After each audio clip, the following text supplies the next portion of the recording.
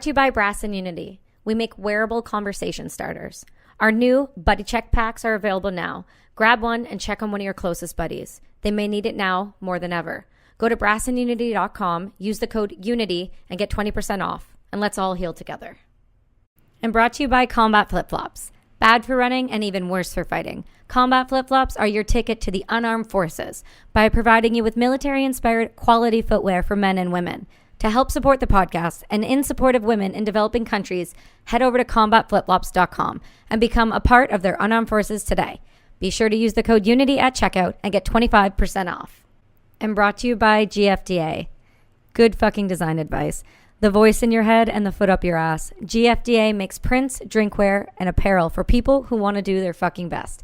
Go and use the code UNITY and get 10% off now on anything on their site, including our collaborative product, Fucking Help Somebody. And brought to you by Daisy May Hat Co., the custom hat company based in Nashville, Tennessee. They make custom one-of-a-kind hats from wide-brimmed fedoras to cowboy hats. All of their hats are 100% beaver felt, and it's the highest quality hat you can get. They also have the coolest shirts ever. You can use the code BRASS at checkout for 15% off your entire order. Go and check out daisymayhats.com. Embrace the fever. Live the dream. And brought to you by American Yogi. In a world increasingly driven toward the grind, find your outlet for peace. American Yogi is a mindfulness-based apparel and wellness brand with international retreats, free classes, and rad clothing and accessories to support you along life's journey. Find American Yogi on Instagram at Live American Yogi or at AmericanYogi.com. American Yogi is proud to support the Brass and Unity podcast and its community with the code BRASS15. Join the mindful counterculture. Live American Yogi. We ping pong off each other. We have world domination plans. It works. It works. You gotta have those, like WEF level world domination plans. I think I'm gonna start it there. That's a great intro. I think that's a great start. WEF and world domination. Yeah. I mean, I feel like it's a good start for Jimmy Corsetti. How do you feel about that? The WF are taking over the world. If you want to know who's the king, you want to know the true king is his name is Klaus Schwab, and you better bow to him. I'm ready to swear allegiance. But come on, Klaus Schwab, just take good care of me. I don't want to be the first to die in that pit. I'd like to go last. You'd like to watch? I'd like to kiss his ring and get on my knees and just serve him. But by the way, speaking of the WEF, apparently their right-hand man, forgot his name, I'll know it as soon as I hear it, but apparently they're into the ancient civilizations. I find that really interesting. A lot of these rich and powerful people, they vibe out on this ancient stuff. They're into like Egyptian antiquities. There's this huge black market of mummies that's like $4 billion a year estimated. People, like all these rich people are like, what? They have like there's like news articles about it. They estimate it based on how many hundreds of millions of dollars they bust every year, going through like imports, exports. And it's like this whole underground market. And I assume it's like, remember like Batman, the one with Michael Keaton, where he like has his mansion and he has all these knight armor and stuff in his room. And I think it's probably something like that. Yeah.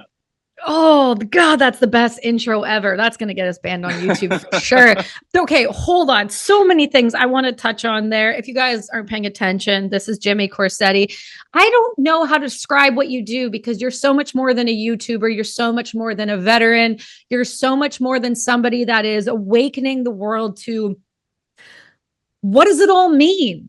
You're the generation, like we have Graham Hancock, don't get me wrong, but you're this generation's Graham Hancock. You're looking at things in a way where you're making people question everything. And what does it all mean? And why is it all here? Why are all these rich dudes wanting to keep Egyptian mummies? Like, what is the obsession with the old technology and where we are in the world? And so I'm really stoked to have you on, but before you even go on a rant, I didn't know about the Egyptians and the black market. And I want to understand so much more to what you just said, please. So here's the deal. Anybody that looks into the topic of lost ancient civilizations as an adult, like we learn about it as we're kids in like 6th grade, like, oh, okay, the pharaohs built the pyramids and all that. And because of shows like Ancient Aliens and others, there's like, it's created new interest in it. And I'm not necessarily a fan of Ancient Aliens, if I'm being totally honest, although I do believe in aliens for sure. They're probably among us right now. But as more people, as they become adults and start looking into things, they find that there are legitimate mysteries and unanswered questions about our past. And like going back to these rich people that are into it, I'm like, I think that because I've said this before to other people, I'm like, any reasonable adult that digs into these things, they learn that quite literally, the Egyptians left us with absolutely zero explanation for how they cut and carved those stones and how they constructed the pyramids. Literally nothing. Mhm. And people are surprised when they first hear that. When I start having these conversations with people that I meet and I say that to them, they're like, well, no, hold on. Did they like have that on the walls? I'm like, no, like literally nothing. The only thing they have on the walls is different things involving different pharaohs and funeral stuff, but it's not in spiritual stuff, but it has nothing to do with construction stuff. And then you look into other details, which is the actual science behind it, which is how do we cut and carve stone now? Like to cut granite is no little thing. We use like diamond tip saws. And when you realize that the Egyptians are said to be a Bronze Age culture, which means that they used bronze, that was their most advanced tooling that they had. And then when you look at how bronze would be used to cut granite, it's pretty much not feasible whatsoever. It's like debunked. It doesn't, any testing that they've done on it does not explain how they cut these massive blocks with such precision. So it starts to raise other questions like, well, wait a second, how did they do this? And so that's why I think that these, if there is truth to us having a lost civilization that we came from that was technologically more advanced than what we give them credit for, because this is what I tell people, like, or I say, like, there's a lot of growing interest in lost, ancient, high technology. And people will instantly think like, oh, you're saying they had Wi-Fi and lasers and everything. I'm like, I didn't say that. I'm just saying that were more advanced than these guys wearing loincloths, like bending over tens of thousands, like of people just doing one block at a time. Like, no, they were more advanced than what we give them credit for. And I think that's, when it comes to these rich, famous, super powerful people, that if there's any truth to this lost mystery, they would be aware of it. And I find it quite interesting that they're so interested in it. I mean, even executives within big pharma have put millions of dollars into Egyptian antiquity museums around the world, all kinds of crazy stuff. Why is it, do you think, that they never put anything on the walls about their technology in terms of how they did this, why they created it? I mean, it just feels like if you're documenting your life and you're documenting these events and these historical things that they want others to continue to do and be remembered for, why, out of all things, would you leave out, this is how we achieved this? So I think it's one of two things. Either they had done it and then later, can I swear on this podcast? How do you feel about that? Super, yeah. Later assholes came around and broke that shit. They overthrew, because there was three kingdoms from the ancients. Like, people don't realize this, that they are marked. The Egyptian civilization is marked by revolution and revolt and overthrowing the dynasties. And I think that what happens is, if we know anything about wars, that people come in, they invade, the victors, write the history and they destroy what was before them and they take credit. So I think either they literally destroyed that stuff themselves, or what I think is even more likely is that a lot of these relics, like the Great Pyramid of Giza, might just be much older than what we give them credit for, and that they were rediscovered essentially. So the theory is that there was these people called the Kemet, and that they were the people that existed before the dynastic Egyptians. And dynastic Egyptians, to anyone that's unaware, that's just the ancient Egyptians we were taught about in school. And that maybe that they had, the Egyptians that we were taught about had rediscovered them after a cataclysm that had happened. Some people call it the biblical flood. And essentially started over new and tried to replicate these things. And that a lot of the temples and all these spectacular things that we see, a lot of them are 2,000 and 3,000 years old. But the Great Pyramid is said to be 4,500 or so years old. And so it's like, well, that's more than 1,000 years older than some of these other things that we're aware of how they did. And that's a long time. 1,000 years is a really long time. And that's, nobody is alive at that point that was, from when these things had been built. And so a bunch of other people come in and they are essentially, as they're the people, the Egyptians, like with Cleopatra, this has been said by others before too, but Cleopatra is closer to, who was the last pharaoh of Egypt. She is closer to us in age than she was to the Great Pyramids of Giza's alleged construction. What? That's how, yeah. I'll say that again to everybody. Please do. Cleopatra, the last pharaoh, and everyone's heard, one of the most famous people in history. Everyone in every corner of the earth has heard of Cleopatra. She is closer to us in age than she was herself to the alleged age of the Great Pyramid of Giza. That's how freaking old that thing is. So what I'm suggesting is that even her and others around her, they had no idea how that was made either. Probably. I could be wrong. Well, maybe the Library of Alexandria, which was destroyed, there may have been answers in there too, which has been speculated. And this is where it gets real conspiratorial, which is that it's alleged that the Caesars had burned down the Library of Alexandria, but I'm not so sure that's how that played out, because the Caesars were smart. They gathered information from all over, and they probably would have snatched up all those scrolls and brought it back to what's now the Vatican. That's where the conspiracies come in. Is that why is the Vatican so powerful? Is it just because of all the collection plates they're passing around and they've allocated billions of dollars to themselves, or do they possibly have information that goes back a long, long time? What were you going to say, by the way? No, I'm past it now. I'm past it. I'm on to the next thing. Everything that comes out of your mouth, I'm not even joking. While I'm looking down, I'm taking notes. I take notes of these things because it's like listening to, take it back to when you said you were going to be a teacher at some point in your life. My God, you would have been an insane history teacher. And so I'm just everything you're saying. I mean it genuinely. At the top of my list of questions, it literally is, what does it all mean? Because you have answers that it feels like so many people just do not realize has happened, are aware of it because of education limitations, i.e. America only teaching American history and kind of what happens there and why they're the best in the world. So when you talk about things like the Vatican, you pique my interest mainly because, I was born and raised Catholic. Me too. I'm a spiritual person now. And I think most people, if they have it shoved far down their throat when they're young, they kind of go through this process of finding themselves a different way. At least I'm speaking for myself. Utilizing. Same here. Yeah. Same here. I'm a spiritual being inhabiting this physical body, but I was raised Catholic, same as you. And sorry, I didn't mean to interrupt, but we share that in common. I didn't know that. Yeah, no, it's I talk about it. I try to talk about it in a respectful manner because I think there's a way to talk about religion, and then there's a way to talk about religion. And I normally like to talk about it this way. But here's the thing is what I found about the religious life that I had when I was younger, Catholic school and all of these things, was you can't force someone to have faith in something. And that's something I couldn't understand until I became old enough to wrap my brain around, start thinking independently. And when I started utilizing psychedelics, that's when you sit in the presence of God. And I don't even like to use the word God just because of the connotation I had attached when I was a child. Right. So I like to say the universe and the world, because I have long hair and a lot of tattoos, and it makes sense for me. But when you sit in that presence and you sit in something that powerful, it's undeniable. And that's what's hard to explain to others who are like, no psychedelics. But I'm like, but you're all about the Bible and you're all about the burning bush and God and all these things. So let's go, get on board here, people. You experience it in your head, but I've seen it and I've touched it and I've sat with it.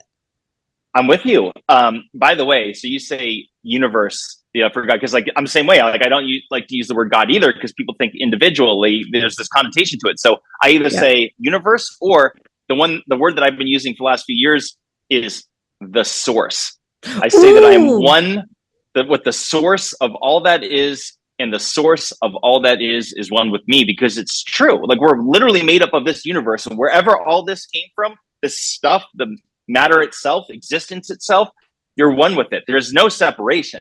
We might think of ourselves as being quite small, but you're not apart. You are one with it. And when you realize that, that's where the real powers come in. And I have kind of come to that same thing, even just through using cannabis. I've had such incredible spiritual moments of spectacular synchronicities. And people I know what people are thinking, because I was raised you don't do drugs, marijuana is a drug. And there's be someone listening to this and be like there's some of these potheads. I'm like, no, things. People know I'm a pothead. It's fine. Well, the thing is that people who trash on it are usually people who haven't tried it, or maybe they tried it once and had a bad experience. But if you use, and this is what I tell people, it's the right strain with the right moderation is key. Like a lot of people smoke some shitty ass weed. They don't even know what it is. And they'll do like way too many puffs of it. I'm like, if you do one little puff as someone that has no tolerance to it, and if you know what kind of strain it is, one that's like cerebral and you can think, Right. you can have this introspection. And I've got these flashbacks of memories that came out of nowhere, things that I had forgotten, and just introspection of myself to realize, like, could I be a better person, or did I handle this, in the best way I could have? Mhm. And I'm like, if it's something that's improving your life and giving you that introspection, like find me some prescription pill that will tell you that you're an asshole. It won't. It'll numb your ass and make you fall asleep. Like, can't think, just dozing off on the couch or something. Like, come on. And by the way, God. this is stuff that grows naturally throughout the world, or at least it used to before they eradicated it. And so it's like, it's natural, Well, it's not like, because like alcohol and pills and stuff. I'm like, the chemical process they have to put that through to make it even palatable is unreal. It's like a freaking science experiment. it's really tragic, to be honest with you, because and to take it back to cannabis, when you said, you're like, oh, I have these introspective moments, these moments of realization, self inquiry, really looking in within. And the beautiful thing about that is because cannabis is a master plan. You're toying with something that is not just get high on the weekends, play with. Like, people don't understand the significance and the power behind cannabis as a plant, as a master plan.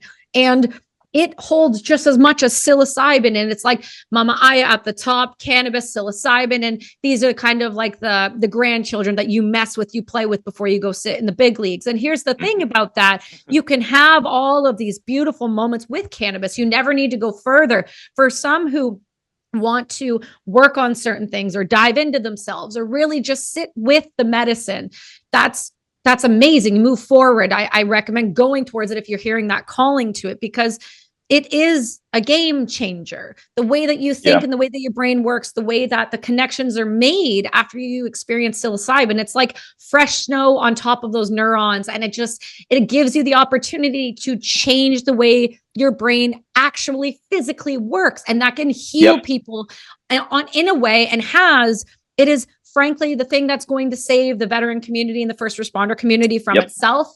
And we're seeing it. It is a beautiful thing. So when people are like, drugs bad, I'm like, well, that's not a drug. You know what a drug is? Vicodin. You know what a drug is? Tylenol. Do you know what a drug is? A benzo that gets people so hooked that we have the worst epidemic of overdose that we have ever seen on the face of this planet because of pharmaceutical companies, and getting worse by the day.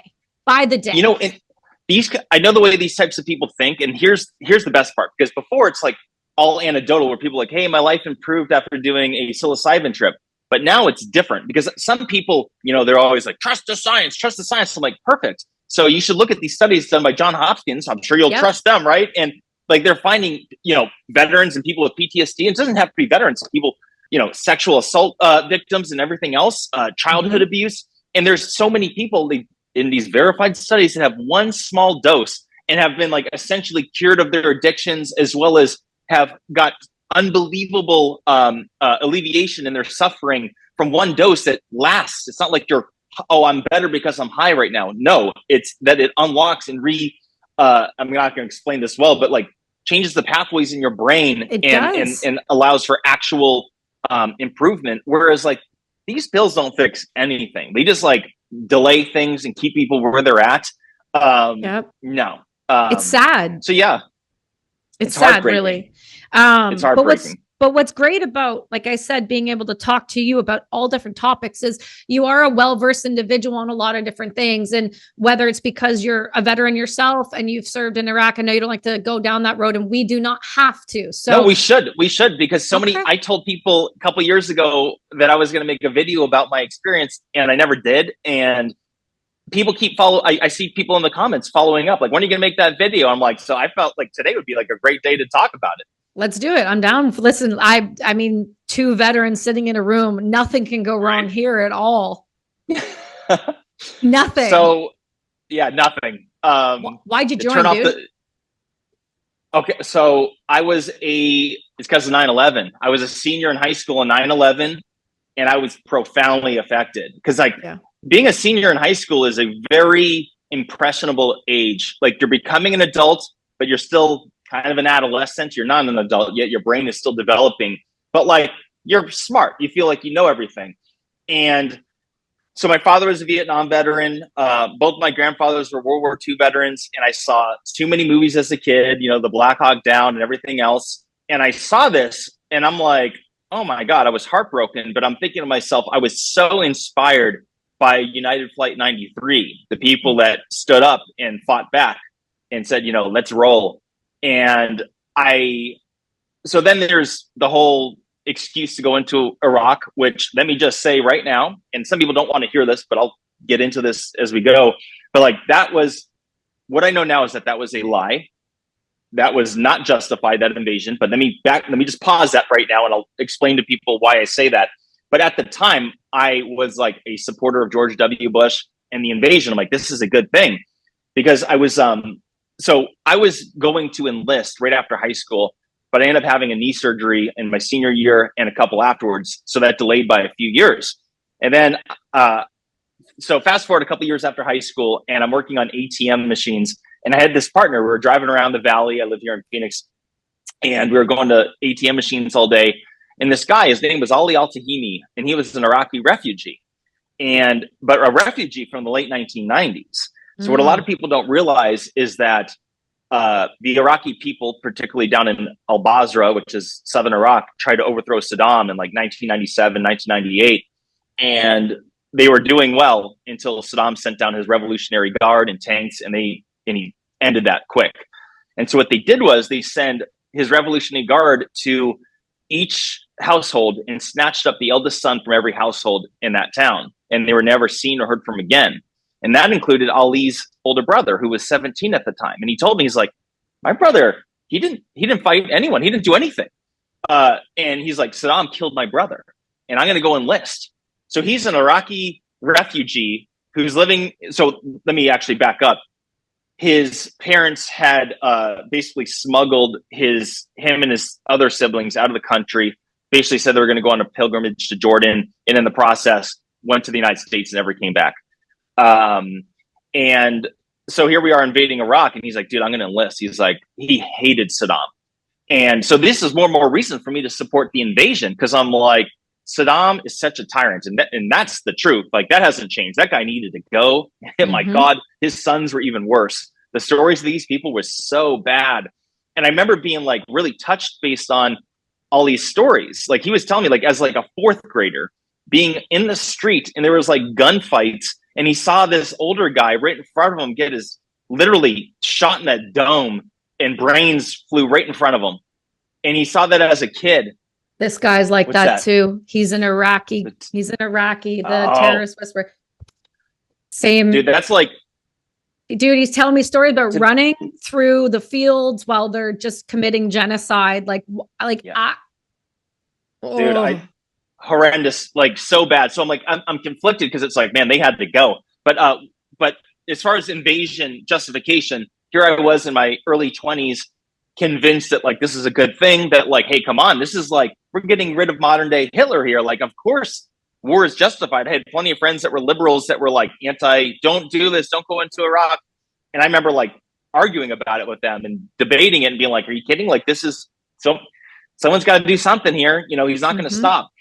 So after my knee surgeries and all that gets resolved, I enlisted in 2006 into the Arizona Army National Guard. And let me just say, because people make fun of National Guardsmen, and that's cool.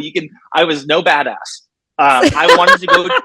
I didn't want to be full time. I literally enlisted because I'm like, I'm going to go do a year in Iraq, and I'm going to liberate the Iraqi people, like I saw on TV. I saw them clapping and cheering on during the invasion. I'm like, that's going to be me. I'm going to be like this big hero. I'm going to go do the right thing. I want to see if I can handle myself under pressure. I felt like I could be like, if someone has to do it, like maybe I could help, and then I could handle it. And I would like prove myself in the process. And that's, from seeing too many movies. And anyway, so there I go to basic training, and then finally, so I end up enlisting into as a 31 Bravo, which is military police. And I chose them because one, I was doing my research on what units here in Arizona were going to deploy again. And the military police company here in Phoenix was, And so I enlisted as MP, plus because they were doing, so when I say military police, to people who don't know, like this wasn't to be garrison law enforcement, although I was trained in it. This was to be what they call combat MP. And we have all the awesome weapon systems, 50 cal, Mark 19, which is a full auto grenade launching machine gun. Oh, that thing is, you know what I'm talking about? That thing is wild. I love it. Oh yeah, you get like accurate 1,800 yards. That thing's insane. But anyway, so I'm like, I'm going to do this. I'm going to do convoy securities. I'm going to kick in doors. I'm going to like, let's do this. And I'll just do 1 year and I'm going to come home and get out. And so I enlisted for 3 years. And then what happened was we were finally getting our deployment orders in 2008. So for me to be able to deploy, I'd have to extend. So I extended for another 3 years. And that way, and so we ended up deploying 2009, came back in 2010. And it was a really interesting time to be in Iraq. And to anyone curious, I was in Northern Iraq. I was in, first I was in Tel Afar at FOB Sykes. And then I was in Mosul at FOB Marez in Diamondback. Is that what you were going to ask? Because I was an Afghan in 2009. So I was like, I was like, wait, where were you in 2009? Yeah. So Iraq, I shipped out I landed in Kuwait in November of 2009. When did you land in Afghanistan? I was April to September. So I did this fighting season. Right on. Right. And although I will say like my tour was pretty, so I did like 100 missions. I even did, cause I like to like justify this because I'm like, people shit on National Guardsmen. They're not the most, they have the least amount of training. And so It is what it is. I was proud of my unit though, because like my first sergeant and my commander, they were both prior active duty and the deployments in that regard. And so they had high standards and expectations and they took pride in it. So I felt like I was better off because of that. But like, I never shot at anyone, thank God. Like at the time, so I'll be honest with you. I spent years like lying to myself about this until I finally realized like, this is the truth. Like I wanted to shoot a suicide bomber. I wanted to kill one. I was going to be the guy that stopped one, cause these suicide bombers are killing a bunch of innocent people in the process. And I'm going to beat them to it. And it's like the ultimate man versus man. And I was curious. I'm like, how am I going to handle myself? Will I be able to do it? Will I hesitate? Will I be able to recover afterwards? What's my life going to be like? But I felt like I was making like a sacrifice by putting myself in that position. But that never happened. We did get attacked, but it was by dud IEDs. They threw like these RKG-3, do you know those RKG-3 explosive grenades that, those shape charges, tank busters. And they threw two of us at the truck behind me when I was in the gunner, but they were either duds, which I don't believe, or they just weren't, they weren't armed in all the way. Yeah. So they weren't like the safety was on or something. But that was the extent of it. So I'm no badass. Like I'm very proud that I did a bunch of missions because a lot of people, they get stuck on the FOB and they call them pogues, which is so negative. Because like everyone that like all these people are there, they're there, but like what it's like. Like if you're like not combat, like people are tough. Like they call them pogues, which just stands for person other than grunt, which means that because a lot of people aren't aware that like 8 out of 10 soldiers are support. Like they're not frontline combat. And I remember seeing like literally active duty infantry guard the ECP as we were rolling out. And I felt bad for these guys. I'm like, these guys enlisted as infantry and now they're watching a bunch of National Guardsmen roll out on missions. Sucked for them. It's hard because you go train. Like when I joined, it was like I joined because I wanted to go do something. So I picked the job that would allow me to go do the thing and then end up doing the job originally that I wanted that I didn't get. So it all works the way it's supposed to work, but it's true. Most people are support staff. And don't get me wrong, you literally you can't win a war without people supplying you with weapons and food and equipment and things. Like you can't just send an infantry unit out and be like, good luck, God bless. Like you need support staff, you need people. And that's how it works. But I know what you're saying because my unit, my gun troop was on a FOB and those 777s did not move, but I got to leave and I got to go do cool shit. And so when I went back to that FOB, the response is not, I get the vibe that you're saying. It's hard because most of these guys, they want to go, they want to do movements, they want to do the door kicking. That's just the way it is. They want to play soldier. I will say, I did do a couple cool things. I did kick in one door. So we did a mission. It was called Operation 10 Bears, and it was the last major joint mission between the Iraqi army and the U.S. Army.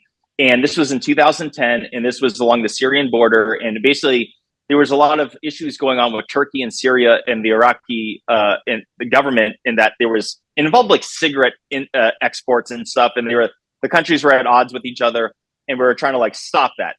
And so we basically did a 4-day mission outside the wire every night, like we were out there for 4 nights. It was wild. Like, so I got to sleep outside the wire, and in the process, I did kick in one door, but sorry. You are not, when I look at you, I don't go preacher for sure up front. Let's kick it in. You're the guy who's like, hey, why don't you tell me where you got the phone number from? Just tell me where the phone number was from. That's you. Right. Like, that's good though, because I don't want people to realize I was even a soldier at this point. Like, I'm just Jimmy, and like, because a lot of people, like, I get it. There's like almost like a it's just not. What am I trying to say? I played soldier for a minute, and I'm really glad I did, because it improved my life for a lot of reasons, which we'll get into. But like, I'm also like, I ain't some badass. Like, I feel like I could think well in stressful moments, which I feel good about. I feel like I'm a good shot and all this stuff, but like in my mind, I'm like, being happy and love feels really good. And I've spent enough time in my life being angry and impatient and willing to fight. Like, I grew up, like, I was one of those, I got in fights on the playground. Like, I know what it's like to exchange fists, and like, so I do have this fight in me. But I'd rather be the guy that doesn't look like it. I'd rather be the sleeper. No one ever picks fights with me. I've never gotten like some bar fight or anything. No one, because like, like there's some people that go out and just guys start shit with them. And it's like, I've never had people start shit with me that I didn't know. So that's good. I like that I don't have like this intimidating demeanor, but I also feel confident that I can defend myself, which I really like. So it's like when you say it's like, I don't like have that look to me. I'm like, good. I don't want to look like some badass guy. I don't want to look like it. I'd rather be full of surprises. What was I saying? Oh, about kicking that door. So this was not that cool. This was in the middle of nowhere in northern Iraq. Dirt as far as you can see, and there was this abandoned little small town of literal mud huts. And they had already done helicopter surveillance the day before. There was or even in the days leading up to it, no tire tracks. They knew no one was out there. We could see in the sand that led right up to the dirt or to the door that there was no one there. So I did kick this thing open. But like it was almost like a training moment with my team leader, because it was like we knew nobody was in there. I was still excited and my heart was pumping, but like this wasn't like, and the door wasn't locked. When I say kick it open, it just like I used my leg to open it. Like, it's like, so this was nothing. It was cool that I at least did something, but like I tell people, I'm like, the reality is that there's a lot of people that I know that sacrificed everything, that got profoundly hurt in more ways than one, and other people that have to like live with other things that they had done. And like, so by and large, like, I feel like I came back more disciplined. I came back more grateful to be for everything that I have. Grateful to have my life. Grateful for, you see how like there's this other side of the world that lives in abject poverty. I literally saw people. In fact, this is one of the wildest things. And that same mission, when we're out there in the middle of the boonies, and there was all kinds of people living like this nomadic life, off grid, living off goat milk, and dirt poor, literally dirt poor. And they're the happiest people I've ever seen in my life. All these kids smiling. They had no technology. Like, most of them were operating without electricity. Some of them had it, but and I felt like there was a lesson there. I'm like, here we are in America, as spoiled as we can be, where you could be like a poor, or even in Canada, you could be poor in the United States or Canada, because if there's some people finding you through me that like don't know that you're Canadian. And sorry, by the way. Sorry, by the way. That's funny. But like, you could be poor and have a cell phone here and still get 3 meals a day. Yeah. Right. Like, it's, so we're very blessed. And so it's like, whenever I hear people like shitting on the Western world, like in America, there's a lot of people that like Americans that like are ashamed to be American. I'm like, you don't know how good you have it. Like, these people haven't been to countries with shitty plumbing and terrible electricity and just like shitty roads and lack of safety. And say what you're going to say. Do you ever see these videos? I know you must, of the young generation, as if you and I are 76 years old here. We're 92-year-old men on rocking chairs right now with shotguns. Like that's our compared vibe. To them.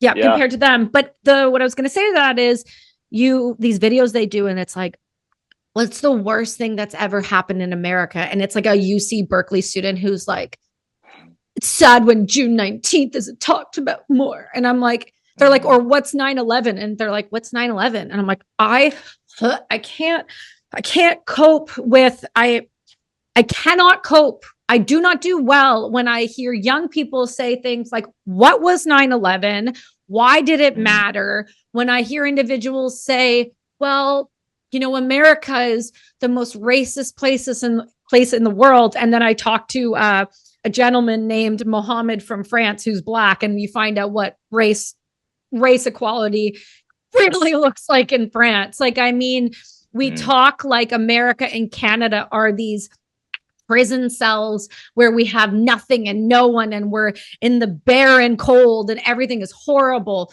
When quite literally, if you have the education or you live in Canada anywhere, most of the time, that means you're clothed, you're fed. That means that if you can't be clothed and fed, some organization will come and clothe and feed you, because white people struggling is like the problem. You know, I struggle so hard with people who say that America and Canada are these terrible places. Yes, Canada's falling into communism. We're all aware of it. We know. That's one. Take that for what it is and move it to the side. Yes, America is really, really struggling with the geriatric president. We get it. Put it to the side. There are things in these countries that we all have. We have power. In multiple ways. We have literal power as a human being, because any of our passports, Canada and America, you go anywhere, it's one of the most respected passports for a reason. It's a safety component. Like rich people will come save you from a country if you're Canadian or American. You know the vibe? Yep. You have vehicles everywhere. You have housing everywhere. You have the opportunity to go do and be whatever the hell you want to be, but that requires effort, so people don't. And then you complain about it. You complain that life is difficult and that you have no access to anything, when quite literally all you need to do is get off your ass and try, and you can be North America that you want to be. And yet it's true.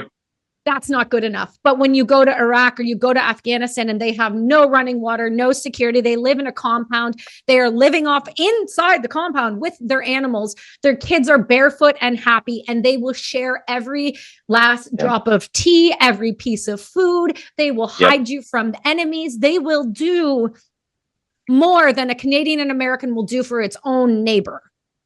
So like, stop your bitching, because I've had it, and start acting accordingly. Use the tools at your disposal and make something out of your life. But I don't accept this. Like, American Canada is so hard. No, it's hard if you choose to make it hard. Stop it.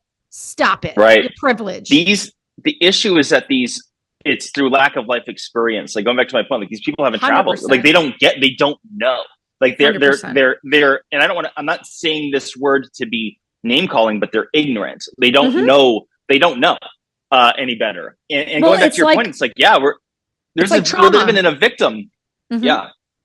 Trauma is trauma is trauma. My buddy said this to me the other day from Fieldcraft Survival. He goes, his name's Casey, and we were ranting about something.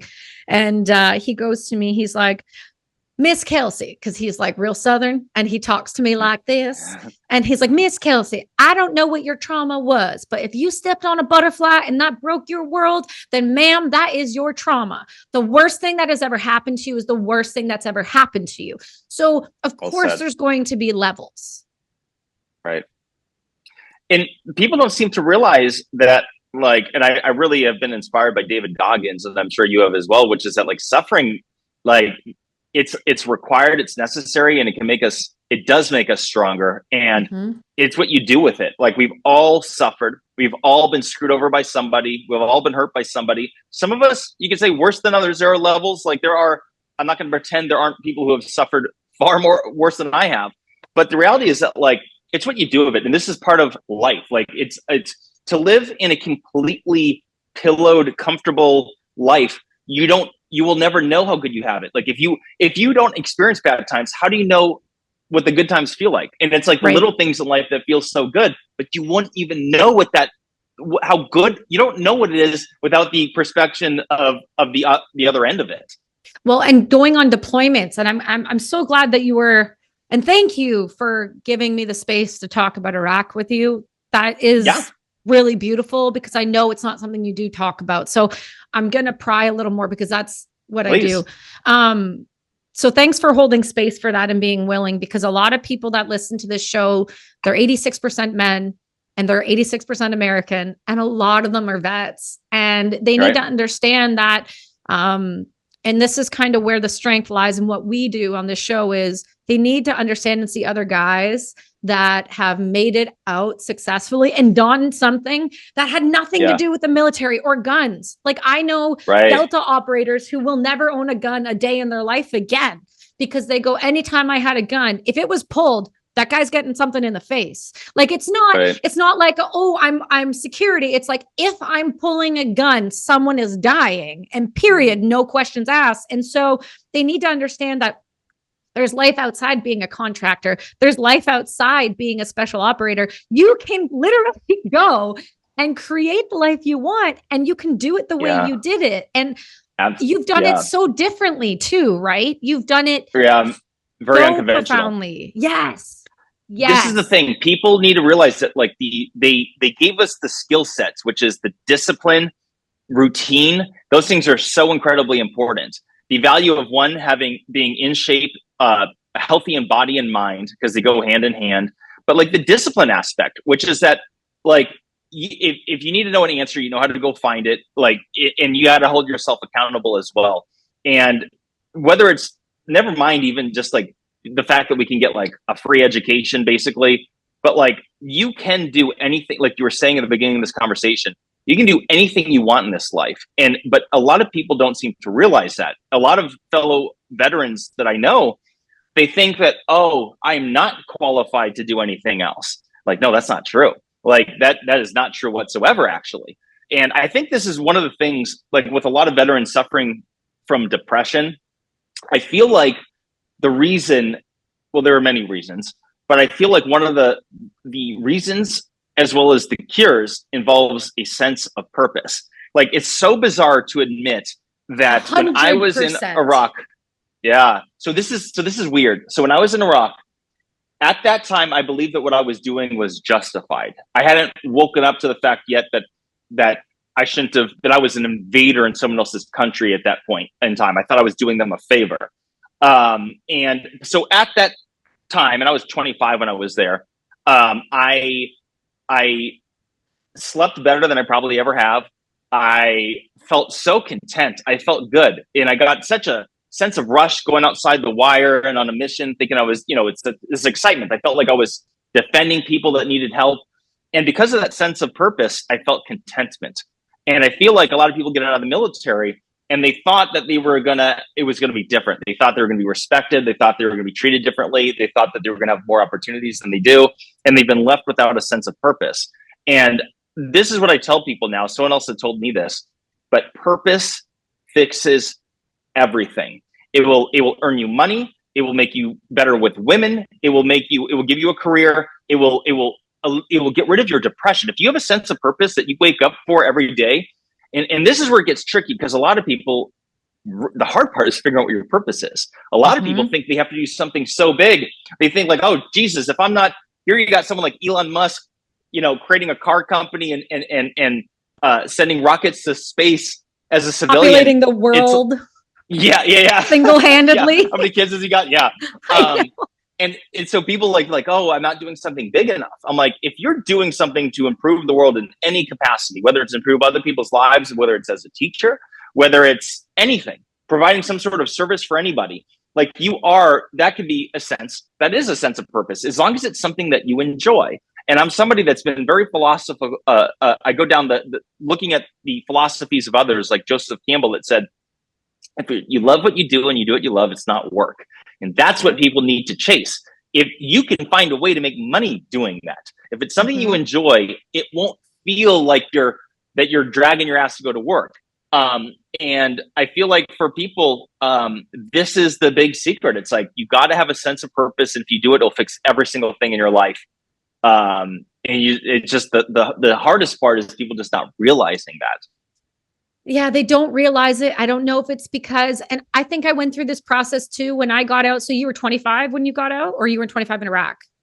In Iraq. So I was older than most, a lot of other people were 19, 20, 21. And so I was a little bit older. It's because I was in basic training when I was 23. I was I was the oldest person in not in my whole platoon, but on my floor that I was on in the barracks, which is wild. I'm like 23 and I'm the old guy. Like, what? Yeah, that's what I mean. Talk about sending your sons and your daughters for real. I mean, like when I got out, I was 21 when I got out. Oh, wow. I was deployed I was deployed at 19. I was medically released and told I would never work again at the age of 21.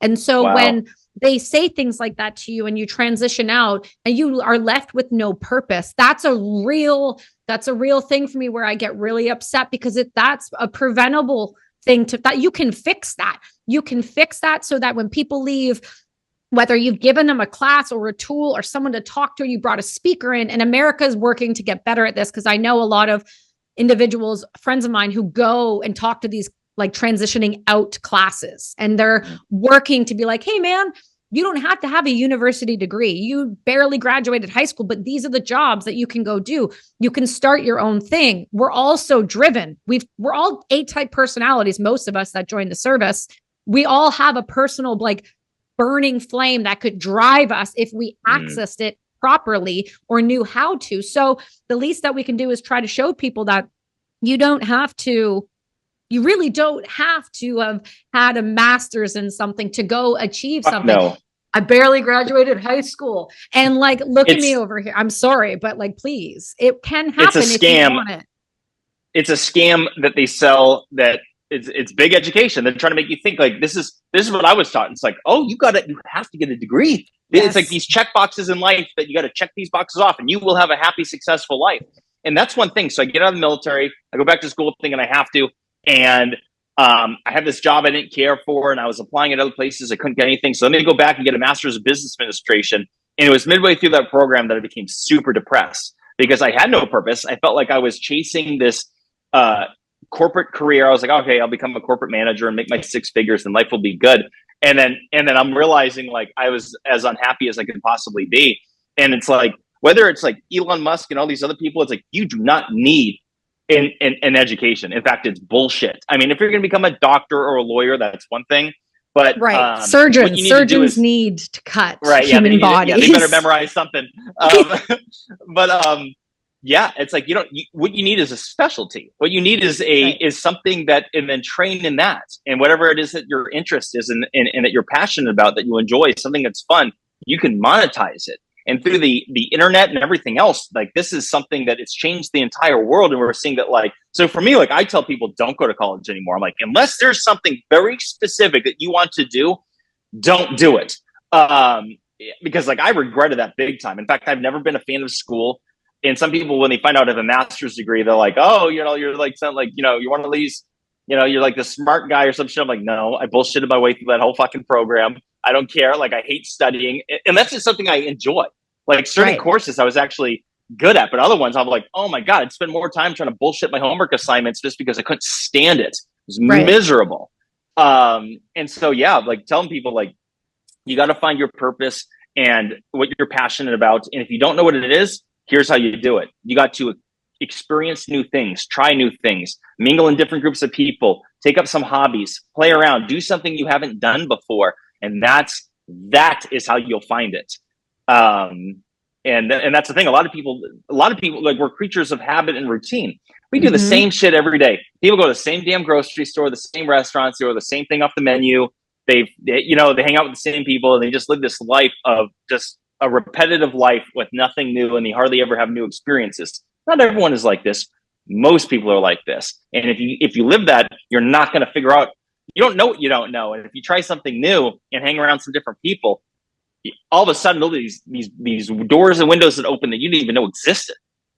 That's what's beautiful, though. If you utilize the community around you and the people that you have access to, instead of pretending like the ego's too big, you allow the ego to step in front of you so that you don't ask for that help or that contact or that conversation or those moments. Hey, can I just talk to you for a couple seconds? I've seen you do something successfully this way. Hey, do you got a piece of advice on this? That is one of the biggest things that I talk about on the show is why the hell do we have 44 suicides a day and over 50,000 nonprofits in America that service veterans? I can tell you why. Because no one's talking to each other, because everybody wants to be the person who fixes the problem. Therefore, the ego steps in front and says, you know what? No, I have to be the one to do it. It's the same when you get out. You can do all of these things. You can have these conversations. One of the best, I would argue, one of the best tools and worst things that have ever happened to the world are Instagram. Let me explain. So Instagram is where 90% of every guest I've ever booked on this show or have contacted for my business or done anything through have been through Instagram. I will stalk your ass. I will find you, and then I will eventually get your attention. It works all the time. But then it also causes all the problems in the world, right? Like depression in adolescents, children using it, trafficking situations. There's just so many things that it does wrong. But if you reach out to someone on Instagram that's in our community, a veteran, the first responder, whatever, and you see them do something and they can't answer you, just try. The worst you can do is try. What happens if they say, no, I don't have time? Or what happens if they just don't answer? Okay, then how much time did you really waste? Because what happens if they do? What happens if they take that second and they do answer you? And now you're on their radar. It works and it can happen, but you have to do the work for it. Right. I think what holds people back a lot of time is that they fear the rejection. They think, what if the person doesn't respond or whatever? And that's why I tell people, like, that's like, people have to embrace failure. That if anyone that's ever been successful, and I would encourage anyone listening to find a few of the most successful people that they admire most and look at their past and look at how many times they had to fail to get to where they're at. That is how things go. You got to embrace it. There's a saying, I'm actually stealing this from Conor McGregor's Coach Kavanaugh, but he said something that resonates with me years ago, which is, we win or we learn. You know, instead of saying we win or we lose, no, we win or we learn. And with every failure, there's an opportunity for improvement. There's something that you can take out of it, and you have to just keep doing it. Just keep going. Like if you fail, if you do something 100 times and you fail 99, you know, all you got to do is be successful at one thing one time, and like that can take you off. So it's like people have to embrace failure, get over rejection. Who gives a shit? Like, I know that's easier said than done, but like, come on, you got to drive on. Like, you got to, like, you know, and this is something that ties into, I had a podcast recently and I was sharing, we were talking about just like internet, comments and stuff like that, and the trolls and people going after you. And I'm like, listen, because a lot of people fear criticism, and well, everyone does, I'd say, but there's a quote from this quote is usually wrongly attributed to Aristotle, but it's actually a poet from like 100 years ago in England. He said, involving criticism, the only way to avoid criticism is to do nothing, say nothing, and be nothing. And this is why I tell people, I'm like, come on, you got to make a decision. Do you want to do something in your life? Do you want to be something? Do you have something to say? Do you have something to share? This comes with the territory. Go look up your favorite musicians of all time and go look at your favorite song on the YouTube channel and go read through the comments and look how mortified you will be at the things people are saying. Go find the person you admire the most and go look at criticism on Reddit about these. And you'll see people shutting them to death. It comes with the territory. And the more successful you are, the more hate that you'll get. And so it should encourage people. Like, once you realize, like, shit, they actually are talking about me. Like, I've made it, because you knew this was going to happen. I knew if I was going to make videos on these nerdy topics that I do, people would shit on me. And so it's like, you know, the more that people are shit on me, I'm like, oh, well, I must be shit. I'm getting to the level that I wanted to be at in the first place. You know, so you got to learn how to just deal with this stuff. And so I would tell people, like, just embrace it. Like, this is part of the game of life. Like it is impossible to be without it. It would be nice if the world would be great if people were nicer, but like, that's not how this works. No, it's true. And there's something to be said for being around so often that you live rent free in others' heads. And I'm quite all right with that. It's fun. It's I'm moving in. Fun. I'm moving in. So everybody get comfortable. Yeah, that's right. Just get comfortable because I'm about to move into all your heads real quick. And there's something very special about doing. One of the greatest feelings in life, I would say, is doing what others said you could not do. Oh, it's the best. Oh, Jimmy, that is, I'm so sorry. And I hate to admit this because that's a very vain thing, but I'm telling you right now, oh, that's what I go for. That's what I aim for. If you just say one time, I remember one day somebody told me, they're like, why don't you just like no joke. Why don't you just have a couple kids? And why don't you just have like a $500,000 a year business? And just like live your life and like do things like that. And I was like, oh, so now you know what I have to do? I have to dominate the entire globe. Great. Because now I have that complex. But as it happens, oh my God. Yeah. Fills my cup. Here's another quote that goes along with this. I liked playing baseball when I was young, but I never made the team. And I broke my wrist my senior in high school. Maybe that would have been my year to make it, but I was still growing and I wasn't that good. But I remember our coach, he didn't just say this to me, he said it to others. He said, the easiest thing you can do in life is quit. And this ties into everything. This ties in whether it's suicide, and that's a very sensitive topic, but I mean, anything in life, the easiest thing you can do in life is quit. And it's like, I don't know, it kind of burns because it's like, are you just going to quit? Well, that's easy. You're going to take the easy way out? Okay. Yeah. Yep. It's like, it kind of, because a lot of people, if nothing, just like this self, how do I want to put it? There's something special about it because it's like it's very encouraging, but like, you're gonna really take the easy way out, huh? No, you just quit. Yeah, just quit like everyone else. And it's like, so since this world is becoming so soft and people give up so easily, if you're willing to just keep going, you will stand out and have such an unbelievable advantage over everybody. And it's only getting worse because everyone, whether it's having this victim mentality and people quitting so easily, like I see other people starting YouTube channels. They'll make a couple videos, none of them take off, and they just quit, and that's it. I'm like, oh my God. I'm like, it took me forever. Like, oh my God. Like, my channel sucked. Like, it was nothing. Like, it took me 4 months to get 100 followers. And I remember seeing people leave comments like, you should quit. You suck at this. And all it did is fuel me. I'm like, I know I could do better.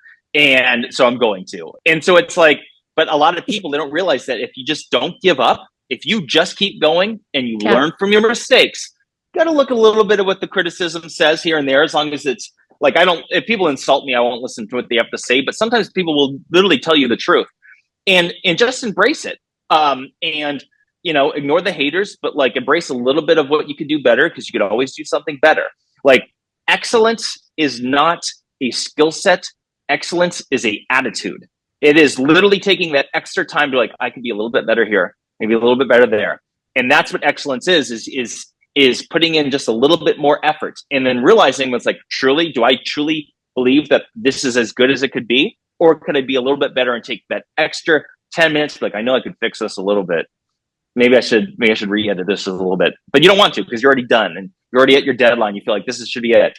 Things like this, it's all a mentality. And if you're just willing to try a little bit harder, you will outdo the 99% of everyone else. It's not hard. No, it's really not. It's about consistency and just driving forward. I mean, look at the podcast situation over the past, boom, since Rogan did what he did for that community. Look at it. I mean, for God's sakes, during COVID, I think there was 2 million new podcasts, and they've all dropped off since, because people are like, well, I've been doing it for 6 months and I haven't popped. How does it work? Like, I've stayed consistent for 6 months. It's like, do you understand the amount of effort that goes into making sure every week of every goddamn month of every year, your voice is out there? The amount of time and effort it goes into doing things. If you just stay consistent, you will just keep winning. You can't not. It's true. And something else I want to throw in there, and this will tie in with what we were talking earlier about our spirituality, is the realization. So this is where my whole life improved with this. I'm going to get into some woo-woo stuff, but I'm a woo-woo guy. I'm all about the woo-woo. And this is something that has been proven to me through my own experience. So something a lot of people don't know about me is that like when I was starting my YouTube channel, I was living in Boise, Idaho. I had just got divorced and I was living alone with my 2 dogs, and I had pretty much no friends out there because I had moved from Phoenix with my then wife to Boise, Idaho. We're starting new. And then I didn't have family out there, and I spent a vast majority of those 4+ years alone. And when you're alone, you start to realize how affected we are by what other people think. And then when you're alone, you start thinking for yourself, and you care less and less what people think because you're just alone. And with it, I started experimenting with just law of attraction and just the powers of the universe. Yes. And so I was experimenting with things that I ended up realizing that proved to me to be true, that I end up hearing from other people later on, that was like so validating. I'm like, holy shit, I know this to be true. And that is that the power of belief. It is the realization, like I said earlier, that I am one with the source that all that is, and the source of all that is one with me. And because of that, all things that are possible through me. And whenever I set my intention on something, say I want to make some good video or whatever it is, I put it out there to the universe that I'm like, I believe I can make a good one. And then it's like these, and people think I'm crazy, but like I get these flashes of ideas that have panned out so well to me, where I'm like, where the hell did this idea come from? And it's been proven to me time and time again, where I believe that through the power of belief, that if you believe that if I keep trying and I can be successful at something, I'm telling you, it's like you unlock access to these other realms of the universe that will bless you. And I know this sounds crazy, and the other way of looking at it would just be like, so say if I was explaining this to a non-believer, someone with like a nihilistic mentality, I would say, like, if nothing else, just the positive attitude and not willing to give up the consistency, and just, believing that like, I could be better. If nothing else, embracing that kind of attitude will help you. It's far better than embracing a negative mindset. But I will say, I am a believer that like our brains are like antennas to all kinds of information flying around in this universe. And as I've connected with some really interesting people in my life, and some people that have gone on to be very, very successful and done some amazing things,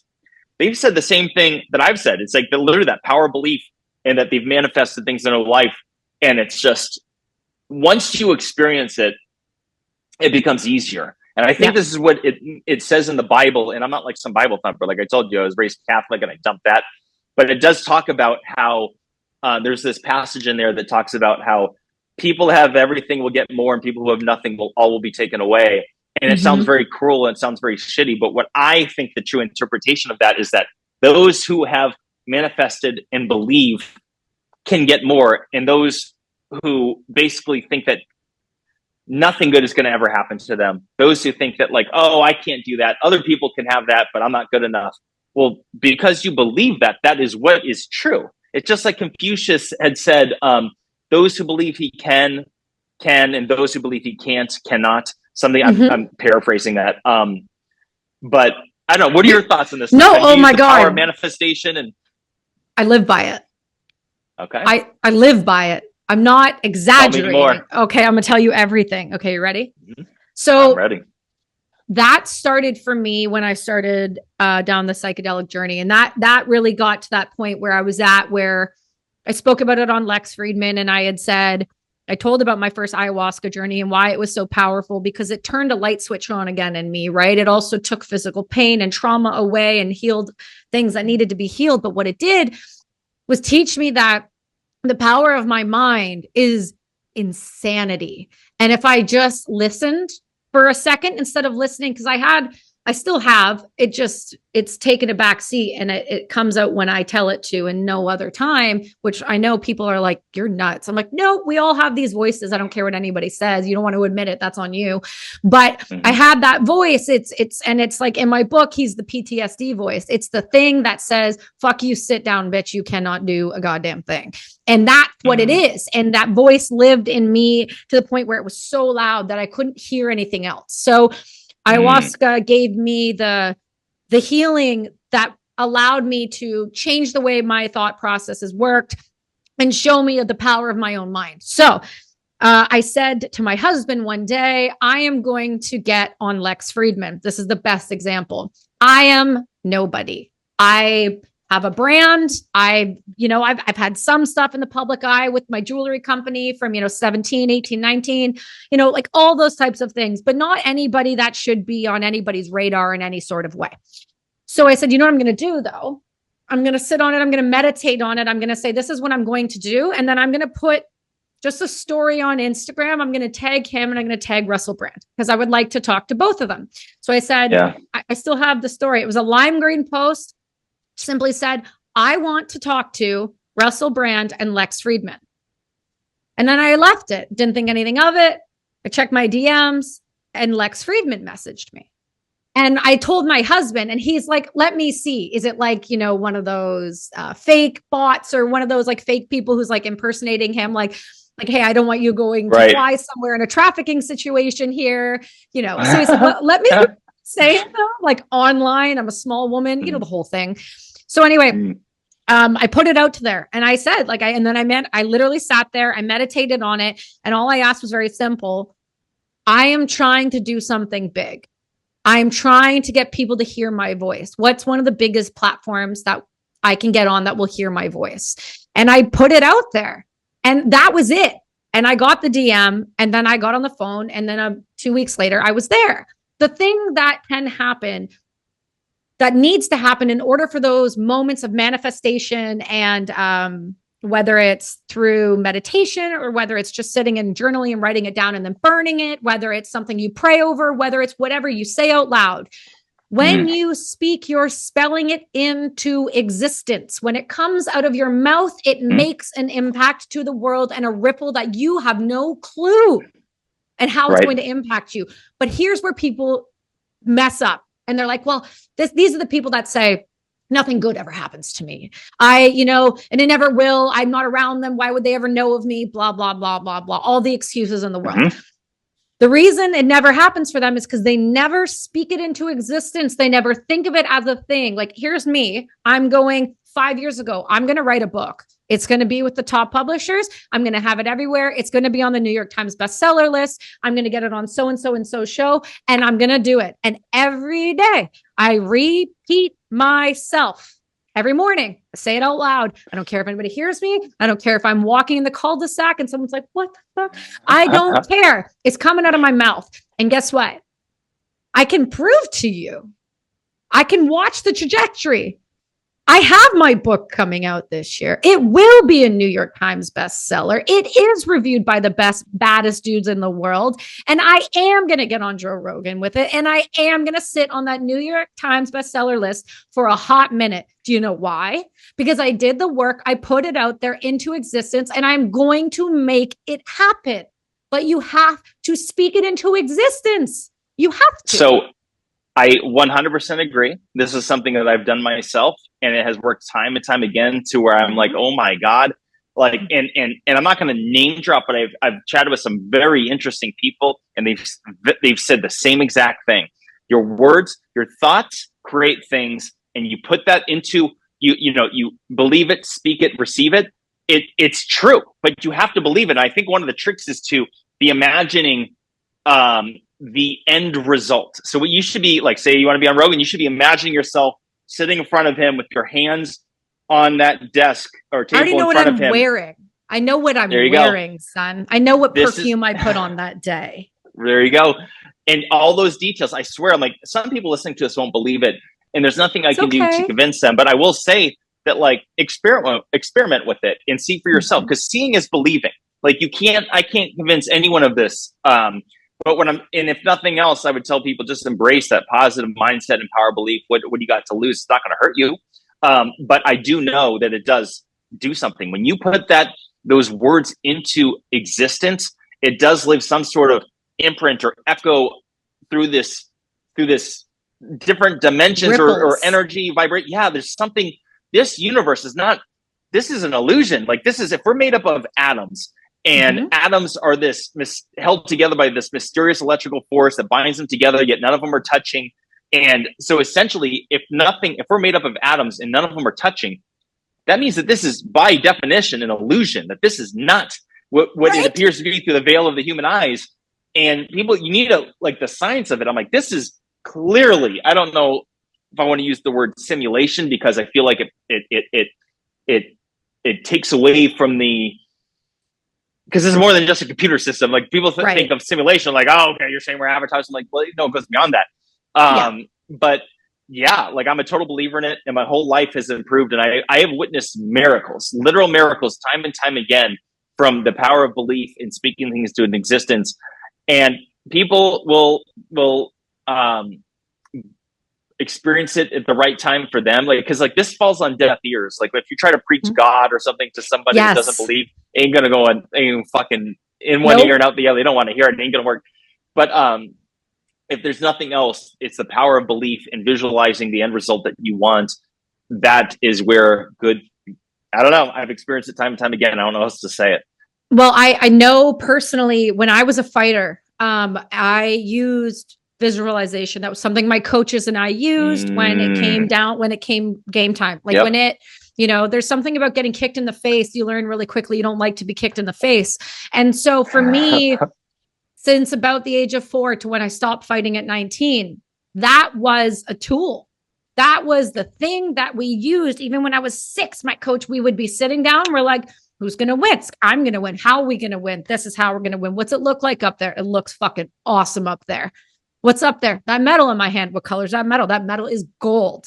Why is it gold? Because I trained for it. I worked for it. I deserve it. And I'm going to get it. So these conversations, self-talk, and the living what I would consider, you said, even if it's just positive mindset, one of the things that I say to kind of illustrate that is 1% better than the day before you were, than the day before. Hell so yes. Look at it this way. Yep. It's that simple. So it's like, I said this on a podcast recently. Because it's so funny you said that. I released the clip today and it was very simple. And it was like, be 1% better than you were yesterday. I saw the clip. Yep. Yeah. But it doesn't have to be like, I have to be 1% lift heavier. It's like, these are small things, like giving yourself more grace, being kinder to yourself when it comes to something you're working through, drinking more water, being kinder to your spouse. Like this just can be 1%, but those 1%, they stack.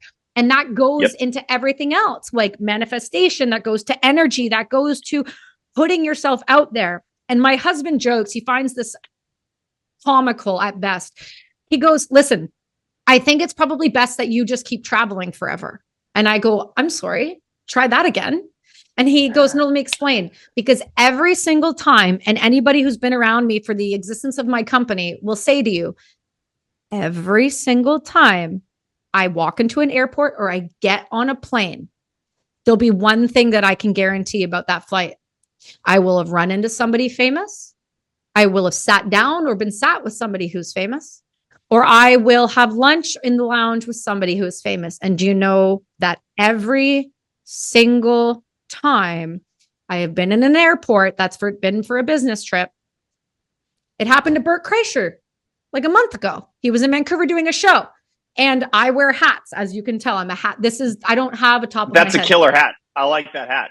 Thank you. Well, this is my new one. Daisy May makes them. This is my OG. This is like the people call me the poltergeist. I walk in with. That's a nice hat. Yeah. What brand is that? Daisy May. They're my sponsor. Right on. They're there you Nashville. go. People need to go buy one right now. Those are killer hats. They are. Yeah. And so I wear these hats and it stands out. So I'm walking through the airport. I'm in the hippiest clothes I own because that's how I travel. And I walk by and I look at the corner of my eye and I'm like, it's Bert Kreischer. I want to have that guy on my podcast. I've been trying to get to him. Right. So I walk by. You hadn't met him up to that point. So he was of course. He was a complete stranger. And I call my husband and I'm like, Bert Kreischer's here. He's like, why are you talking to me? What are you doing? And I was like, for some reason, I feel weird about this one. He goes, since when do you get uncomfortable introducing yourself to people about yourself? And I go, wait, have it in. I'm going to do it. So his people are watching me from afar because I'm texting, I'm thinking, and then I just walk over. Right. So I walk over and I'm like, I literally just walk into a circle. I'm like, hey, Bert, nice to meet you. My name's Kelsey Sharon. And he's like, nice to meet you. I said, I'm a combat veteran. I do this thing with the suicide prevention buddy check. This is my company, blah, blah, blah, blah, blah. I have this show. It does this and it does this well. I'd like to have you on it. And he was like, great. Gives me his phone. I put my info in. Oh, right on. It's like, I'd love to have you on the show. I'm like, cool, whatever, leave it alone. Take a picture, leave. And so my point in saying this is, if you put it out there, you're going to be put in the right situation at the right time. And in order for that to work out, my flight had to be canceled and I had to be on a different one. But in my mind, I don't even get upset anymore because I know there is a reason why I missed that green light. I know there's a reason why when I got to the airport, that wasn't the good parking spot. I had to walk an extra 20 minutes. I know why things happen. And I trust that they're happening the way they're supposed to happen. Even the things we talked about before the show.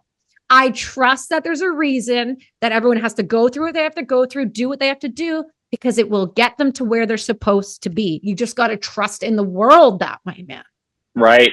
And I'm a total believer in that when I've had like these spectacular synchronicities, these coincidences that go far beyond coincidences. And then I start replaying them, like all the little things that had to happen for it to have happened at all. And I'm like, if I hadn't done this and this and this and that, it's like, holy shit. And the implications of it are so wild because I'm like, and so now I embrace them, like, whatever life brings at me, like this is, there are reasons for this. And sometimes things like pan out in such spectacular fashion that I'm like, who manifested who? Like, how did that, it's like, that's how really you and I met.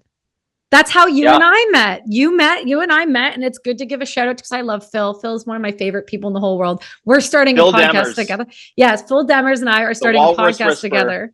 And he is one of the greatest people I've ever met. You're doing a podcast together, like one time or like a bunch of them, like a full-on podcast? We're going to do a show called Let's Get Different together. Oh my God. When are you guys starting this? We're in the works of it right now. I love it. Phil, that would be awesome. He is such a cool guy. Like he is such a sweetheart. He's smart. He's a fighter. Like I just love Phil. He's vicious. Yes, he is. That's something I love about him. But he's such a sweetheart, but he's also like, he knows what it's like. And when you guys do that, if you guys have guests on, bring me on. We will. Phil and I have unfinished business. We have unfinished business. We were working on some stuff together, and there's still a few things that are left on that we got to do because these whales are still in there. They're still there. His story is insane. To anyone not familiar, look up Phil Demers. He's the Walrus Whisperer. He's got these awesome documentaries, and it's just like he sacrificed so much because he said the truth. And he got railroaded in the process by big corporations that stand to make a lot of money on the suffering of animals. And he's such an interesting person in that, like, a lot of people think of like animal rights and they think, oh, they're vegans, whatever else. It's no, we're out eating steak. And that's what's so funny is that like so many other these animal rights people like hate him because like you eat meat, you're a hypocrite. And it's like him and I are the same way. I'm like, we want the whales out of those fucking bathtubs. And we're still going to eat cow. Leave us alone. And so he's just such an interesting guy. He's not like this typical animal rights person that like, you must be vegan or you cannot be, or you are a hypocrite. It's like, he's a real down to earth person. He's just trying to do the right thing. And I just love him.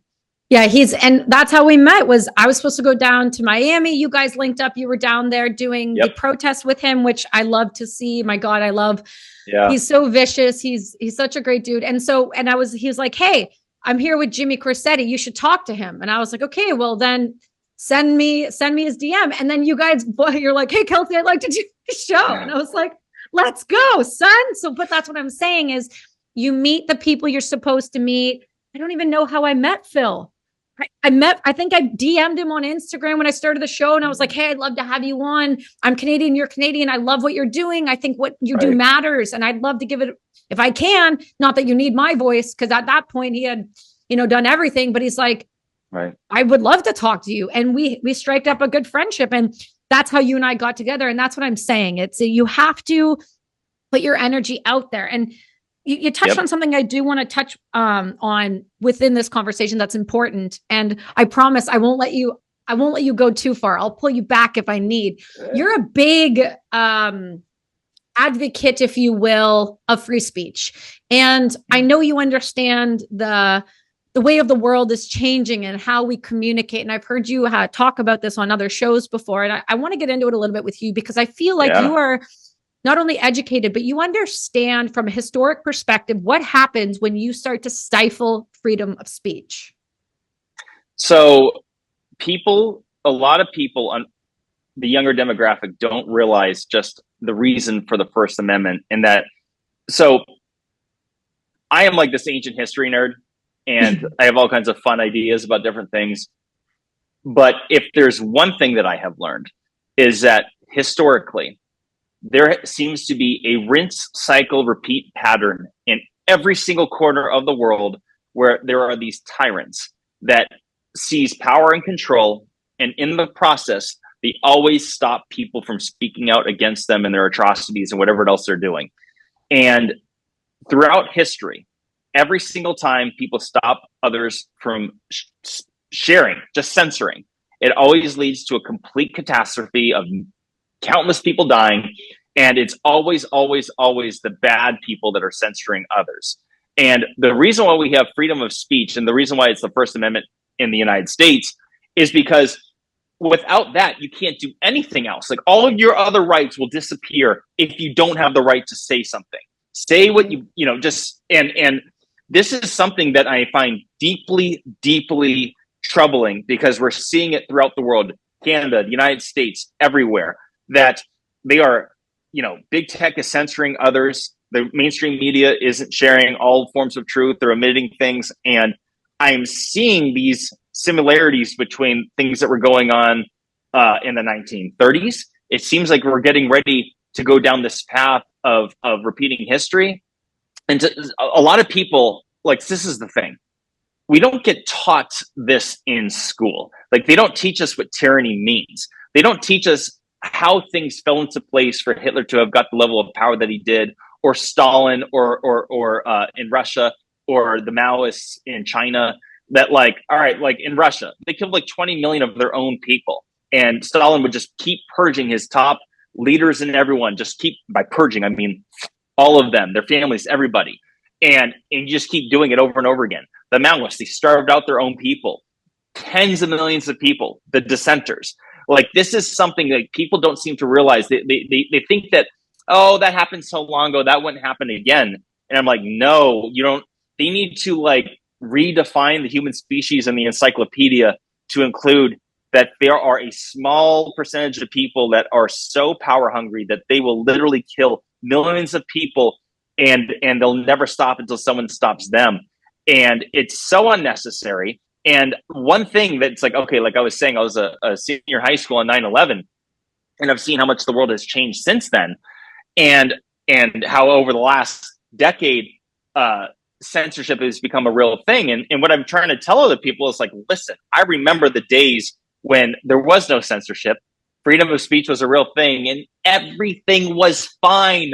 The world, Right? The merry-go-round of life went round and round. The worst case scenario, you got ridiculed and people laughed at you and, like, they didn't agree with you, but everything was fine. Conspiracy theories and everything, because, like, they're trying to say now, it's like, oh, we have dangerous misinformation and you're gonna, by doing this, you're spreading that. It's like, no. The only thing dangerous is stopping other people from having a voice, and this has been proven throughout history. This is not new. This has been done. It's been played. It's been tested.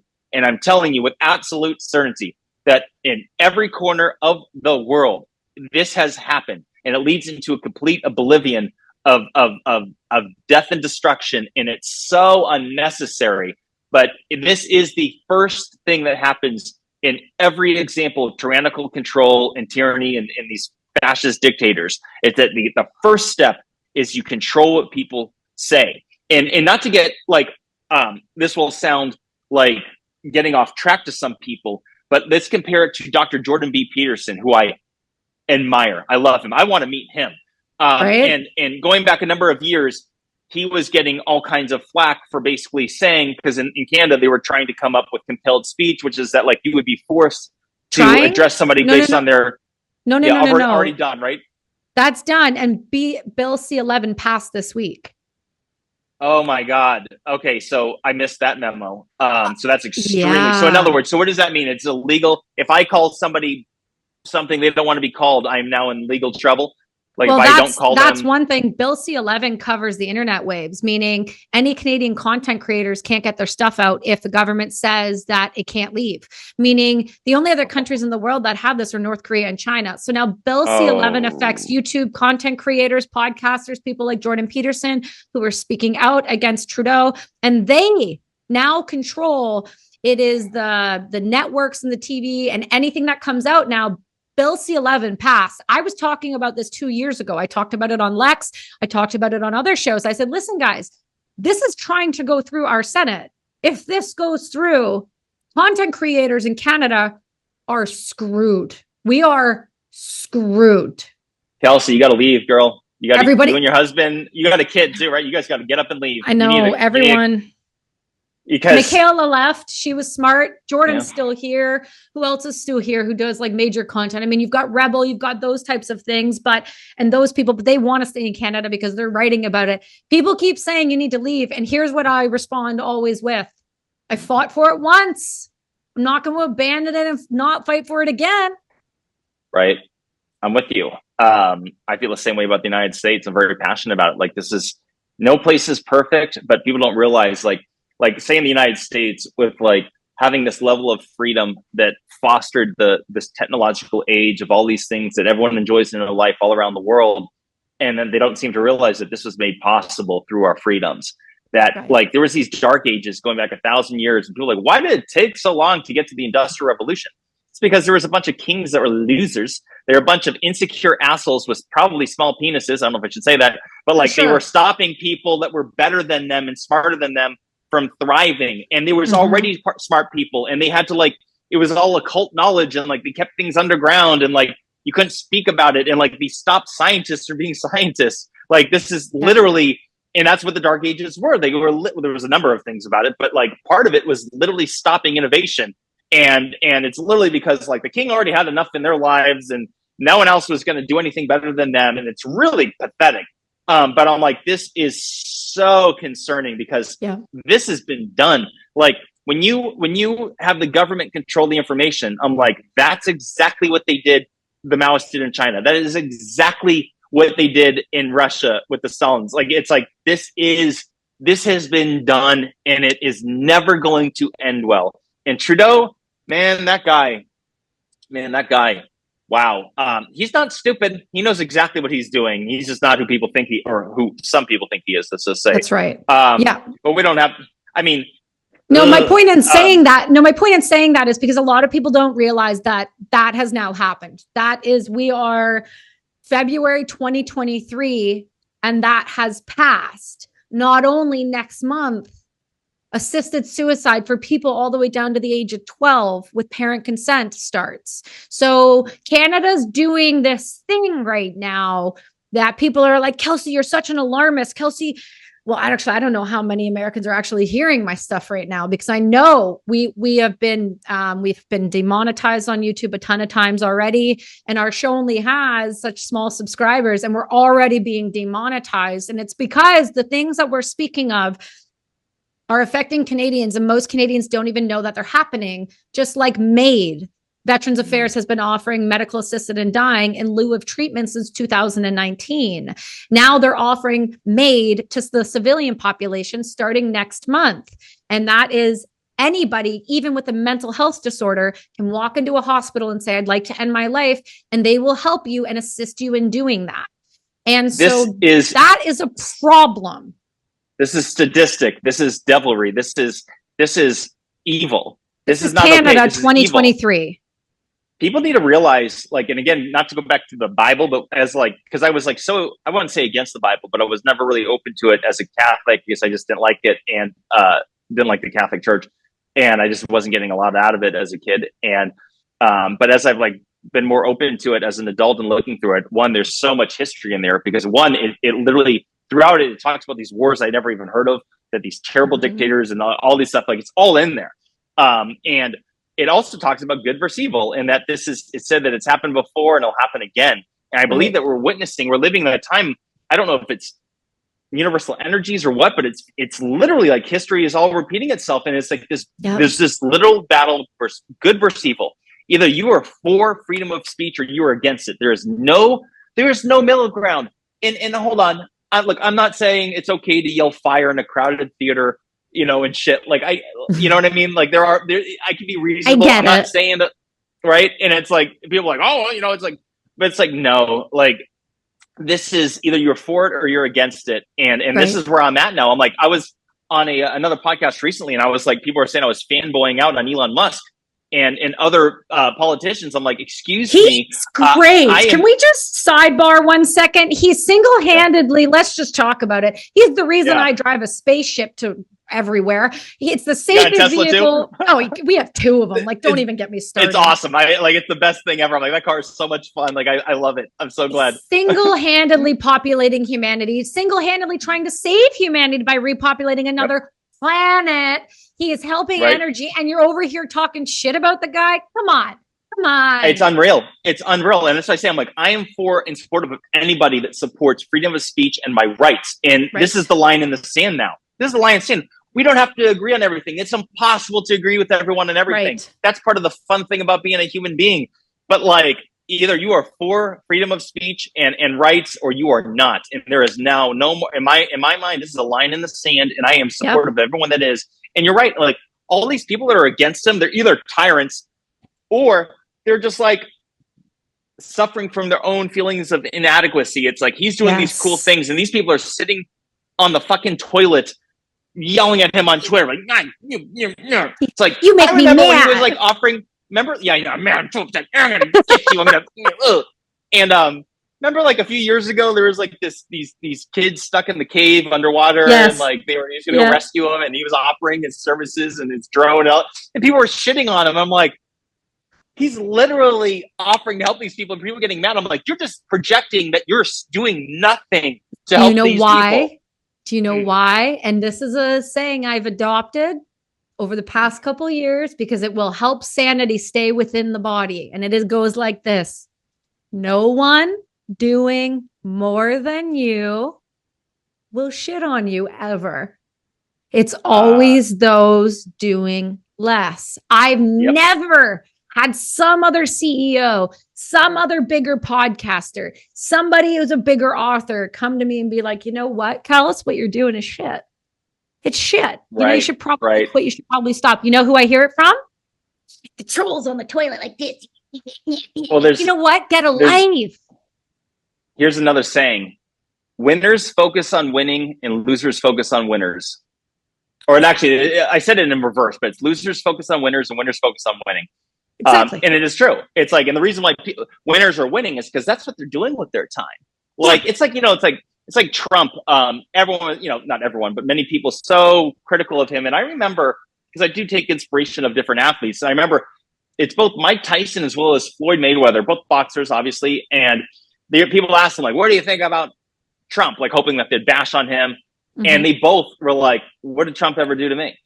Mm-hmm. Like, Trump was nice to me. I met Trump. Trump was good to me. Why am I worried about Trump? And I remember Floyd Mayweather, and I have different thoughts on him, but it doesn't matter. Yeah. But, that's the point.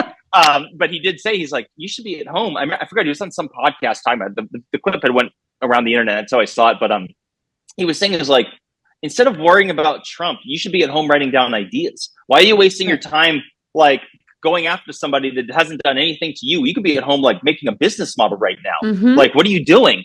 And that's the point. It's like, winners focus on winning. And the reason why they're winning is because they're not spending their time shitting on others. They're spending their time focusing on themselves. Right. And it breaks my heart when I see this. Like, there's a lot of internet bullies, and there's a lot of people that, like, they go after the ones that are most successful. And it's just like, I feel like they're just projecting their own inadequacies. Well, a lot of times like, they're jealous. Yes, they're envious, but I think a lot of times too, that envy comes from a place of hurt. So most people, I also have noticed, just want to be heard.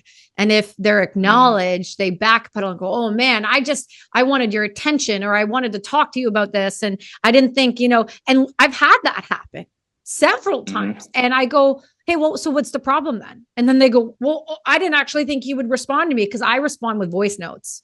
I'm a voice messenger and a voice notes, and all my friends hate me for it, and I don't care. But in saying that, if you show somebody, and obviously there's scale to this at some point, you just can't. But my point in saying that is most of the time I find people just want to be heard. They just want they want to be heard. They want to be respected more than anything.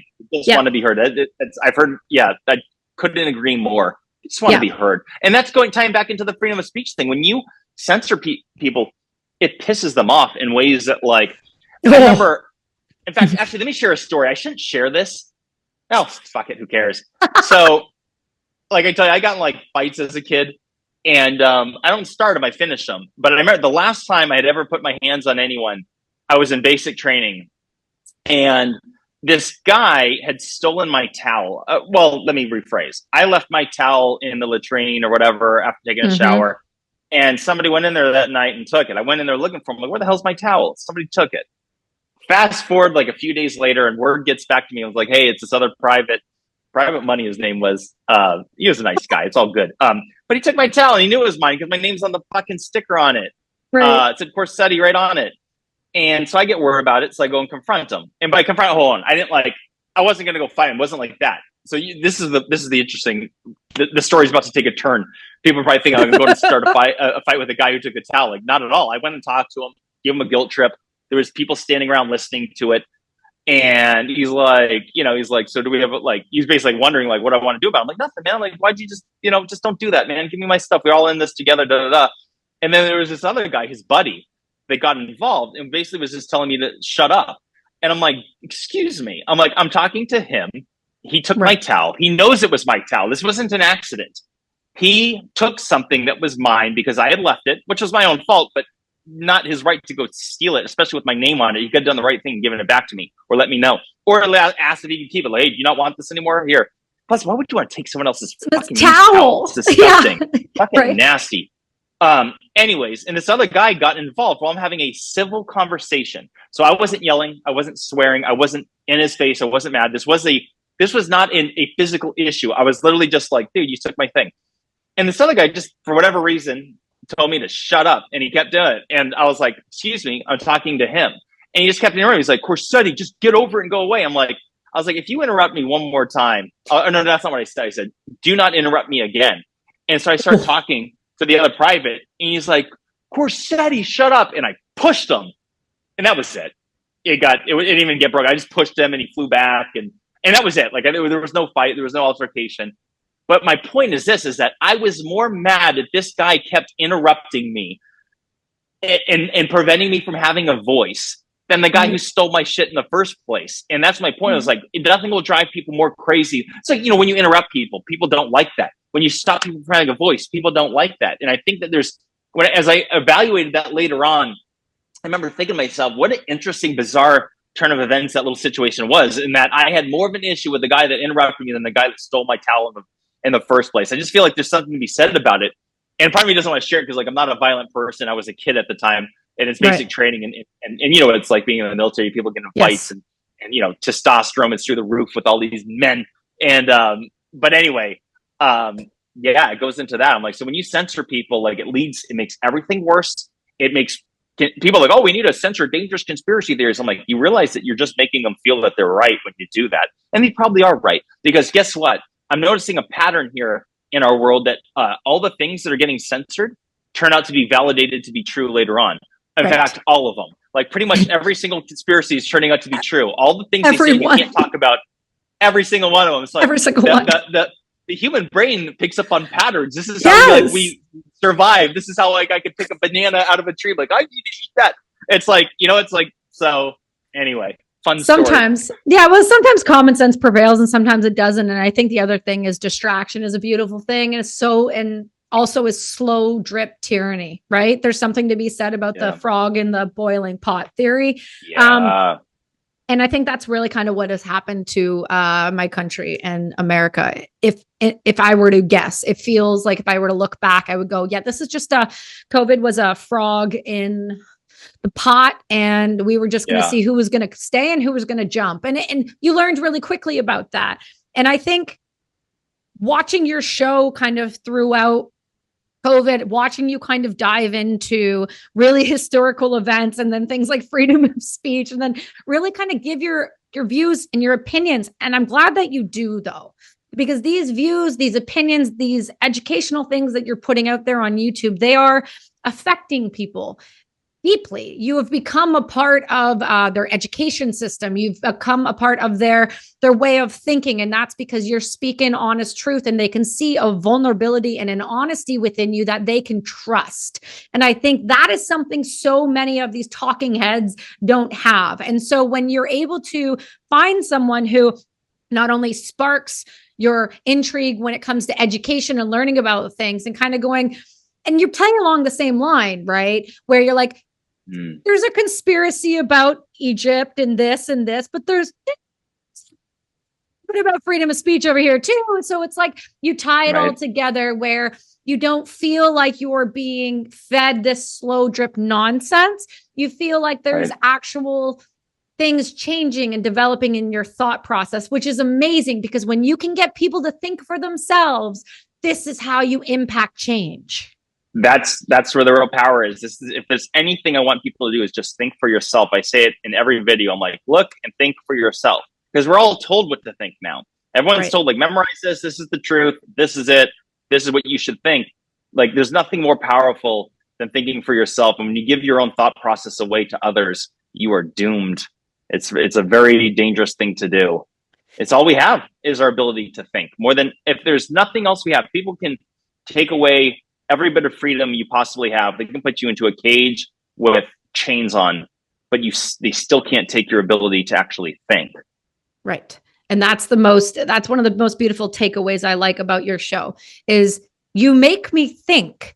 You make me think in a different way. And I mean that truly because Egyptian history for me as a child, I always wanted to be an archaeologist, but I never had the grades. I was never smart enough to be this person who got to go and experience history up close. And I knew that. And I was okay with that. And when I got back from the military, I went into a criminology degree and I took on the side, it was archaeology and excavation in particular. And it had to do with mass graves.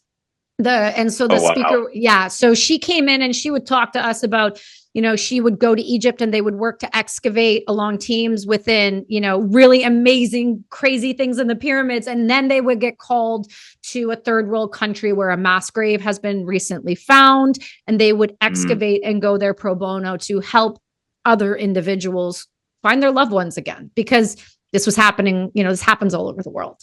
Wow. So I got a really crazy perspective of both. But the one thing that I love about your show is I feel like I'm learning more than I've ever learned in any history class at any point that I've ever taken. That means a lot. Well, but you do it in a way that it makes me excited.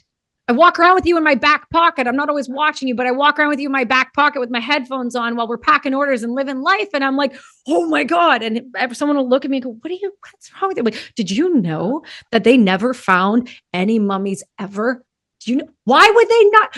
Why have they never found mummies in those? Why were those empty chambers? Why every other pyramid, every other spot, Valley of Kings, but why not there? Right. Well, they'll say, they were stolen, but I'm like, yeah, if you look into that, I'm like, the pyramids weren't meant to be tombs. They were something else. I'm telling you. Do you know what my thought on these is I feel like they were some type of energetic connect. So it seems like we're finding all of these amazing pyramids in these lost cities, in these jungles all over the world. I can't pronounce it properly, so I'm going to try. Göbekli Tepe. Like you're finding, that took a lot of practice. You're finding these amazing points all across the world, which all seem to be a form of a pyramid, all pointing towards the sky. And all that I can think of is energy and poles. And I think of these connections. Moving. I'm with you. I think there's something to it as well involving energy and I think it might be beyond our understanding. I think it's something spectacular. And I'm telling anyone, just go down that rabbit hole. That's a whole thing. But they should look at just how little evidence there are to even suggest there were tombs in the first place. And there's no other tomb found anywhere in Egypt. In fact, it's not until you walk through the internal structure and the layout of it, it makes no sense. It looks functional. Right. And not only just a chain of water and air or something. It did something. It had to have, because it doesn't make sense the way it's laid out. And then you look at these stones, and we talked about this at the beginning of the episode, and we talked about the size and how these are cut. And what I find unacceptable is these historians and these scientists who have built their lives and their businesses and their books and their Mercedes and their private jets and these events around something that was relevant at one point But at what point did we as human beings go, it's acceptable that we're finding all of these things that are changing history and quite literally rewriting world history? And I mean, like, for example, Joe had this gentleman on that lives up in Alaska. They're not too far from where I'm at. Yeah, John Reeves, Boneyard. Yep. Okay, so I talked to his daughter because I want a piece of her jewelry. As being a jeweler, I'm like, I need to have that. My point in saying that is, I get that's his land. But oh my God, from like an archaeological perspective, the things that you were pulling out of there that will rewrite history. And insane. I know they never found human remains, because if they did, but what I'm saying is, oh my God, oh my God, they're finding animals that never should be there. Not supposed to be there. Changes all kinds. The implications are enormous. See, this is the thing. People don't realize the more we realize how much we don't know about our past. It's insane. But why do we accept it? Why do we accept that the historians and the scientists are like, hey, we shouldn't talk about Atlantis. It was here. This is where I wrote my life work on this. But wouldn't you want to say to those people and sit them down and rationalize and go, look, yes, we understand that this is going to debunk your theories that you based your entire existence on. I get it. That sucks. It hurts. Let's talk about, first off, why is the ego getting irritated when we do that? And then can we also talk about, cool, we have new discoveries. Put your ass back down there and let's discover some more together and write some more. The reason involves envy, jealousy, and this goes back to what people are going to laugh when I keep going back to the Bible, but like people thousands of years ago were writing about the human condition, that people are jealous of what other people have that they don't have. They'll kill their own sibling over it. And so with these people that aren't willing to accept a new narrative, something that contradicts whatever it is their own work, it's because either they didn't think of it or it stands to, in their minds, undermine what they've done. Like, you have tenured professors that have written textbooks on these subjects. And when something new comes around that contradicts their entire life's work and possibly their livelihood, they get very, very defensive. And I think that a lot of people, like, I've seen the way a lot of critics had reacted to Graham Hancock's Netflix show, Ancient Apocalypse. And I'm like, a lot of them, it's really obvious that they're jealous. And it's very sad. But I'm like, this goes back into what I was saying about they need to rewrite the encyclopedias on the human species and be like, there's bitter envy, jealousy, and all these things. It cannot be overstated just how prevalent this is in so many things in life. It's sad, but it's gross and sad. Can we talk about a little bit about that series? That series was incredible. I hope they do. Very well done. Oh, so well done. But I want to talk about a couple of the things during that I couldn't quite understand. And I kept looking over at my husband being like, what are we doing here? Why aren't we looking deeper into the mountain that we're standing on top of? All of these locations, the locations in America with the snake head, he was not allowed on the property. Oh, I'm so sorry. You don't like what I have to say, but that doesn't mean that you get to be the keepers of all of humanity's history. Right.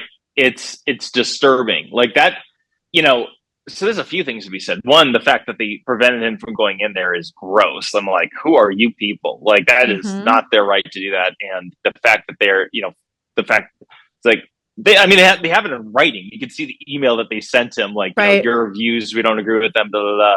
And then going over to Indonesia with that mountain, the Gunung Padang, I always say it incorrectly, but that chamber, 25,000 years old. And it's like, they had cut off funding for that like a number of years ago. And like, they use excuses that they don't want to further excavate because they don't want to damage the site. I'm like, they are unanswered. There's ways to do this. You can drill holes that aren't that wide. Like there's ways to do this, and it makes no sense to me. I'm like, if these people were truly passionate about these topics, you think that they would be wanting to find out the answers to these mysteries. So it's like, what's in that chamber, or even the Bimini Road in the Caribbean or the Bahamas, it's, this obviously man-made structure under the ocean. And that would imply that people were doing things there thousands of years prior to what's known, some sort of civilization when the waters were far lower. And it's just, I don't know, to me, I'm like, anyone that doesn't have an innate curiosity into these things, despite it being within their own career, maybe they're in the wrong line of work and they should go do something else. Because, like, to me, if I was running the show, all these things would be being excavated overnight. You know, it's like, let's get on this. What's the holdup? Right. And there seems to be some sort of old guard protecting a lot of narratives out there. I'm not saying it's some giant conspiracy of a bunch of people, a cabal that are withholding information. I think it's just a lot of egos here and there, and it involves scientific funding, and a lot of money is being sent for other things. They want their own funding, and if it's not something that they were already doing, then it stands in their minds to hold them back in their own line of work, I guess. And it's really that simple. It's about the dollar most often. What a tragedy, though, for themselves and their own intellect and their own innate curiosity and why they got into that profession in the first place. Because you can't think that they wanted to go into that finding something and then just full bore. Nope, no more. I'm good here. Well, you know, one of the things is that they got themselves boxed in mentally, and that they went down they got this education, and they kind of have been led to believe that we have all the answers, and they kind of just memorized too much. They got like a 97% on their college exam, and like, there's nothing new here. I know everything is exactly how it is. Like, we already know the answers. And it's like, I'm like, come on. Yeah, it's just, but because of it, they can't think outside the box. Like, right. One of the benefits of having outsiders come in is that you'll see things from a different perspective that others hadn't picked up on. And I've seen this like in the corporate world where like they've brought people in from different industries, and these people have been able to pick up on things in like on day one that other people in that field had never picked up on. And it's just because you're having an outside perspective, because they're thinking literally outside the box, because they're coming from outside that box. It can't be overstated just how awesome of a thing it is to have a diverse set of opinions. But a lot of these fields, they don't want it. Like, people don't realize, like, a lot of people that are new to this ancient civilization stuff, they don't realize just how a lot of people will think like, oh, if there was truth to this, we would hear it on the news, it'd be in the newspaper. It's like, no, like it's the same thing we're seeing that's going on in politics, where everyone understands what's going on there. People are running the show and they don't want anyone else new. And it's like, they just want to keep running things. It's like the same thing is going on in the scientific and academic community. It's just egos. It's human nature. Do you think it would be advantageous to just dose the population with a low grade micro dose of psilocybin? Hell yes, because it's harmless. Like, I'm not saying like people are like, oh, Jimmy's saying he should drug everybody. Like, no, I'm saying like at the right time. I'm saying it. I think it would yeah, because it's not like it's not lethal. It's not going to hurt anybody. But like under the right setting, like, hell yeah, I think this is. A lot of other people have suggested that psychedelics are the key to like moving the human civilization to the next level, and I do believe that there's something to be said for it. And the good news, I am optimistic that with like these scientific studies coming out about it, and the modern medicine going to start doing more with it, I think that'll become more acceptable, and we're just a couple generations away or sooner. And I think actually, no, let me rephrase it. I think in our lifetimes, we're going to see dramatic changes with this in the next decade, probably. That it's going to become far, far more common. Just like when it came to cannabis, like when we were kids, that shit was a no-go, illegal everywhere. And now it's like proliferating. So I think that things can happen pretty quick, and this younger demographic that will take over, things will change like that. It's about getting rid of this old guard out of there. These people have been running the show for far too long. And once they're gone, a lot of things will change far quicker than people realize. Well, I think optimistic. I think you're right. I would tend to agree. I think the reason that they're going to change as fast as they're going to change when the old guard is gone is strictly because our generation or the generations after us they don't like to wait for anything more than a day or two. Amazon now makes everything right at your fingertips, dopamine right at your fingertips. Everything is right where you want it. So I think, of course, things are going to go at a rapid pace when these guys start getting in power. Yeah. Like it's going to happen. It's going to have to happen. But then you've got places like Australia who this week legalized psilocybin as a medication. Did they? I didn't know that. That's fantastic news. Wow. Yeah. Wow. Yeah. And I'm with you, like with this right now generation, and there's cons to that. they don't realize the days of having to wait for things, and there's benefits to that. But I also appreciate that it's going to be like that mentality. It's like, what the hell are we waiting on? Go excavate. What's the holdup? Get on it. I need answers tomorrow. I want to see this. And so that's a good thing in this circumstance.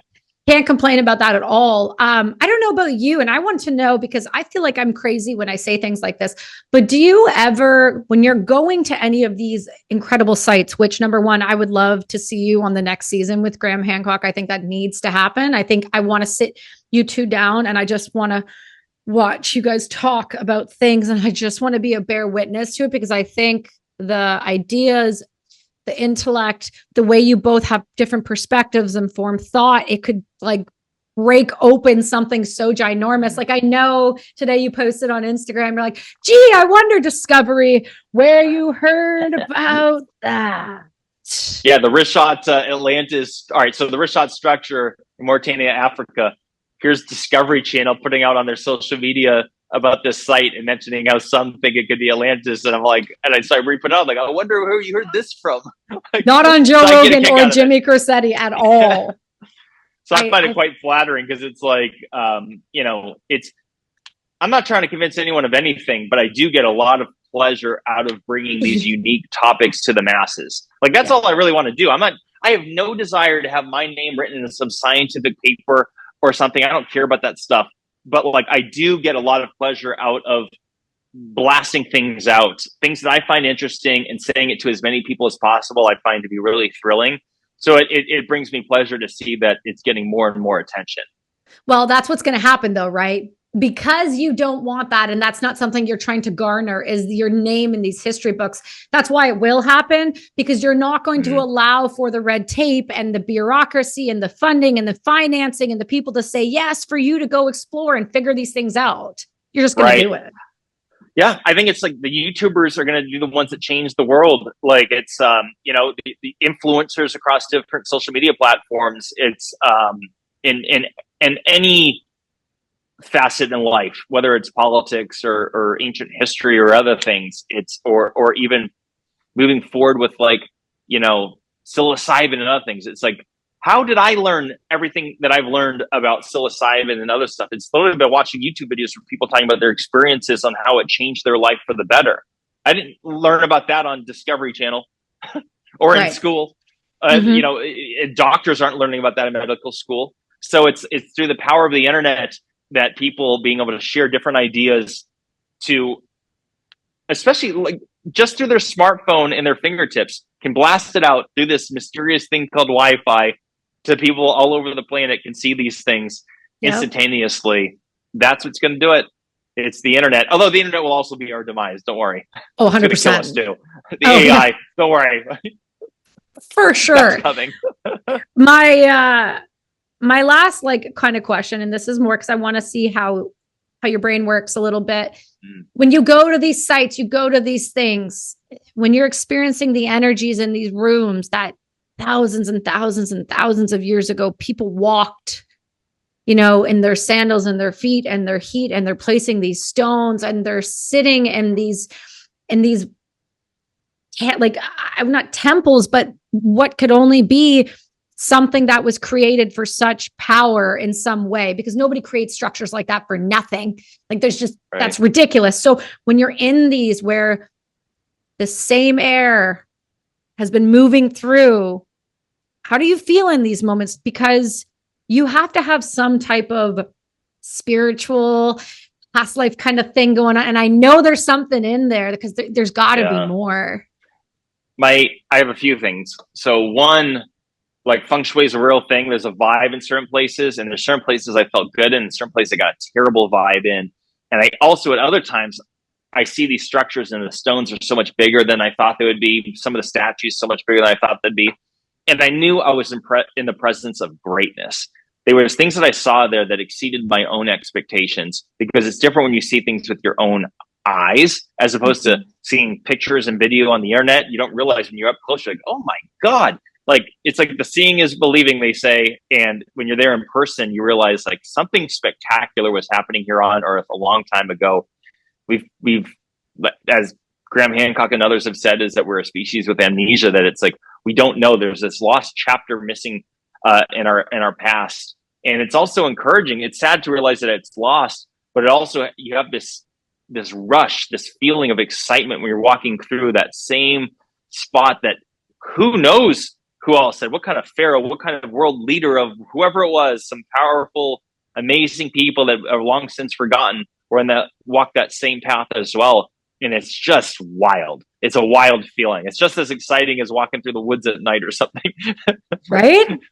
No, I ask because it is, I notice things in places when I go and I can feel it, and it can be heavy, it can be intense. And I have this, it's hard. I tried to explain it to people, but I have this obsession when you go to these locations, just touching the walls and just standing for a moment and trying to hear what you would have heard and smell what you would have smelt. And I did that in Pompeii when I was there. Oh, wow.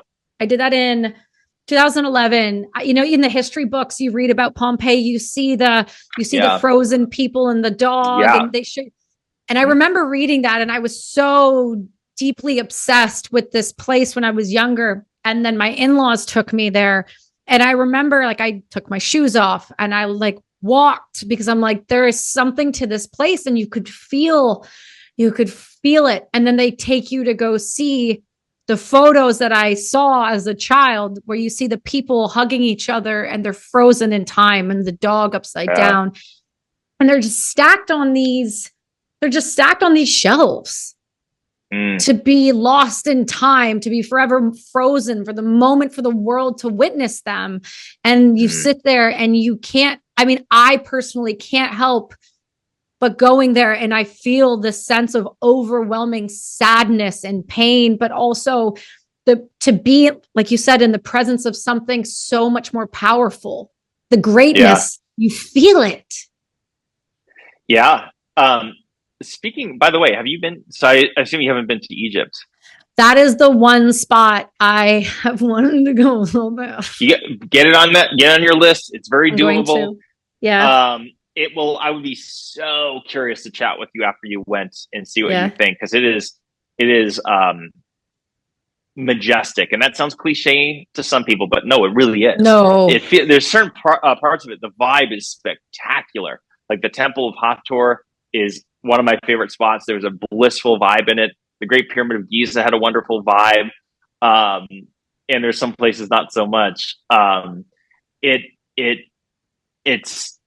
to a lot of people, it's a very spiritual place. It is I don't want to use the word life-changing, but like to some, it's something like, it's a once in a lifetime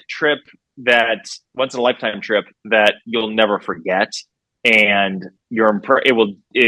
it can open up your mind to a lot of other things. You'll realize, like, oh my God, something was happening here on Earth that was so special. And I can't imagine all the good stuff and the bad stuff that had transpired there in the meantime, everywhere in between. It's, to anyone listening, I encourage, like, you got to put that on the top of your list. Like, ancient Rome doesn't have, as cool as it was, doesn't have anything on ancient Egypt. It is so much more spectacular. It's not to take anything away from ancient Rome, because there's some cool stuff, but, a lot of people aren't aware of all the things that are going on in Egypt, all the different sites that you've never heard of. It's just, there's so much more to it. A lot of people just picture the Sphinx and the pyramids of Giza. There's way more. Some of those spectacular sites are ones you've never even heard of. A couple of my friends just jumped over top and did the 7 continent thing, where they jumped for folds of honor, and they have this photo of them going over top of the pyramids, and as they're like falling from the sky. And it's one of the coolest photos I've ever seen. And to bear witness to something as prolific as a pyramid, to stand in front of it, I am that type of person where I feel everything to the point where, like, I'll probably fall down and cry. Like, there is something so heavy, it's so powerful. It even just, I think about it and I get goosebumps. I feel a weird connection to all of these old things, and I don't know why. You know, it makes you wonder about, like, past lives and other things. Like, could there be some sort of connection there? Maybe there's something just in our DNA of our ancestors trying to communicate with us through it. That sounds silly to some, but all I know is that when you stand in front of that Great Pyramid of Giza, a lot of people don't realize that at its height, before its missing capstone, it was equivalent to the height of a 47 tall story building. And so it's like 750 plus feet wide at each of its bases. So when you stand at its base, you don't realize just how tall these stones are, but it means that because of how wide it is, that between where you are at the edge of its base to the center capstone, the middle of it, is literally 100 meters in front of you, just to the middle of it. So when you're up looking at it, it goes, it's a pyramid. So you're looking at it like this, and it's another 100 yards or 100 meters actually in front of you to just the top of it. And then it's almost deceiving. Like I say, it was 47-story, tall building. And when you're away from it, it doesn't seem that tall until you're like walking up to it on foot, and you're just like keep walking, and getting closer and closer. And it's like, holy shit. It's like, it's one of the most spectacular things ever. It really is. That's one of the places for sure that's on the list. I would love to one day. One of the goals is I would love to do a show that follows us around, going to all of the locations where certain psychedelics have popped up in the world and where they've been created from, and their histories and their science, and then their buildings and their culture and behind them, because the amount of things that are not being looked at because they're in these weird places in the Amazon where there's these structures that nobody can get to unless you're a part of an uncontacted tribe. I mean, like, that is something that I want to do at some point, because I am so damn obsessed with these cultures, these ways of life before us, the history that is humanity. Yeah. It's one of the most fun, wild things, exciting topics. Because to me, I'm like, this should be harmless. Like, we're not debating abortion and stuff. And like, these topics are something that we all should have in common. It should be like this, this, how do I put it? I don't know. I feel like everyone should have an interest in our past, because it's where we all came from, and there's so much to learn. And I don't know. I just feel like the good news is that there is a growing interest in our past, in our ancient history. And I think it's for the better, because there's things that, again, like in the context of everything we've been discussing on this podcast, freedom of speech and tyranny, all these other things, I'm like, we can learn something from our past. Like, it sounds so cliche to people now, where it's like, well, if you don't learn from history, you'll repeat it. And it's like, but it's true. It's true. Yep. Yeah. It's not that complicated. And I think because of you, because of Graham Hancock, I think because of the willingness to be, I'm just say, mocked, discussed, hated, talked about behind your back, in front of your back, canceled, changed, whatever you want to call it, because you guys are willing to stand up and speak, we're going to learn. The world is going to learn about itself in a way that we've never experienced before. And how can that hurt anyone? That should fuel curiosity. That should fuel innovation. That should fuel the next generation. I'm with you. I feel like it's very harmless, but not everyone feels that way. But, going to what you're just saying, though, there is something exciting about sharing things that others will disagree with, too. It's very, it's liberating to speak your truth. It feels good to say what you believe to be true. It's a good thing. There's a difference between true and false, right and wrong, good versus evil. And so this is what the world needs more of, is to say what they believe to be true. Just like Jordan Peterson had eloquently put it. I think the whole world would improve very quickly if more people spoke up and said the truth. And I think that is the best damn way to end that episode. Listen, you have completely blown my mind on a million different things. I know I think you and I could talk for a very, very long time. We should do it again. And we got to get you to Egypt, and then and then I want to hear all about it. And then we're going to talk about it on here. We got plenty of things. I think you and I have plenty of things we're going to be talking about after this, and also future on the show. And we'll come to you and do it in person next time. But I think I want to just say thank you for being willing to be putting yourself in this position. You took a risk. You showed other veterans that it's acceptable to do something different. And for those who are like, he's also right. Yeah. But for this community, for those individuals, for those other men that are standing going, I want to start a YouTube show, but I'm too shy. I'm too this, I'm too that. You have to start. You just have to start. And if you start, you will figure it out. Get off the couch. This is what I tell people. I was on the couch watching these videos on these topics, depressed. This is 2015. And then, that's what I tell people: just get off the couch. You got to start somewhere, like Yep. one brick at a time, one foot in front of the other. Drive on, and time flies, and before you know it, you will have made something, and it'll be something that's yours, and it'll give you a feeling of satisfaction to have created something and to have got out of that rut. Because a lot of people are in a rut right now. A lot of people are depressed, but if you get off the couch, like I say you will feel good. There's a sense of accomplishment for doing hard work, and it pays off. And in the long run, it will bring you more satisfaction than anything else. Well, I hope that you keep doing it. I really do. I hope that you keep driving forward. I hope that Graham brings you on the next season, because I think you would be incredible addition to that show. And I hope that people keep questioning things and keeping the open mind and keep learning. Where can they find your YouTube? Because I know it's out there, and I know you're going to want to watch it. So I have a YouTube channel. It's called Bright Insight. 2 words. My name's Jimmy Corsetti. Follow me on Instagram. It's bright_insight. And I'm also on Twitter. I like Twitter now because of Elon Musk. Before it was terrible. It's gotten so much better. You can find me on there, Jimmy Corsetti. And yeah, that's where I'm at. And let's do this again. Yeah, man, I'm down anytime. That's it, guys. That's been Jimmy Corsetti. We will see you all next week.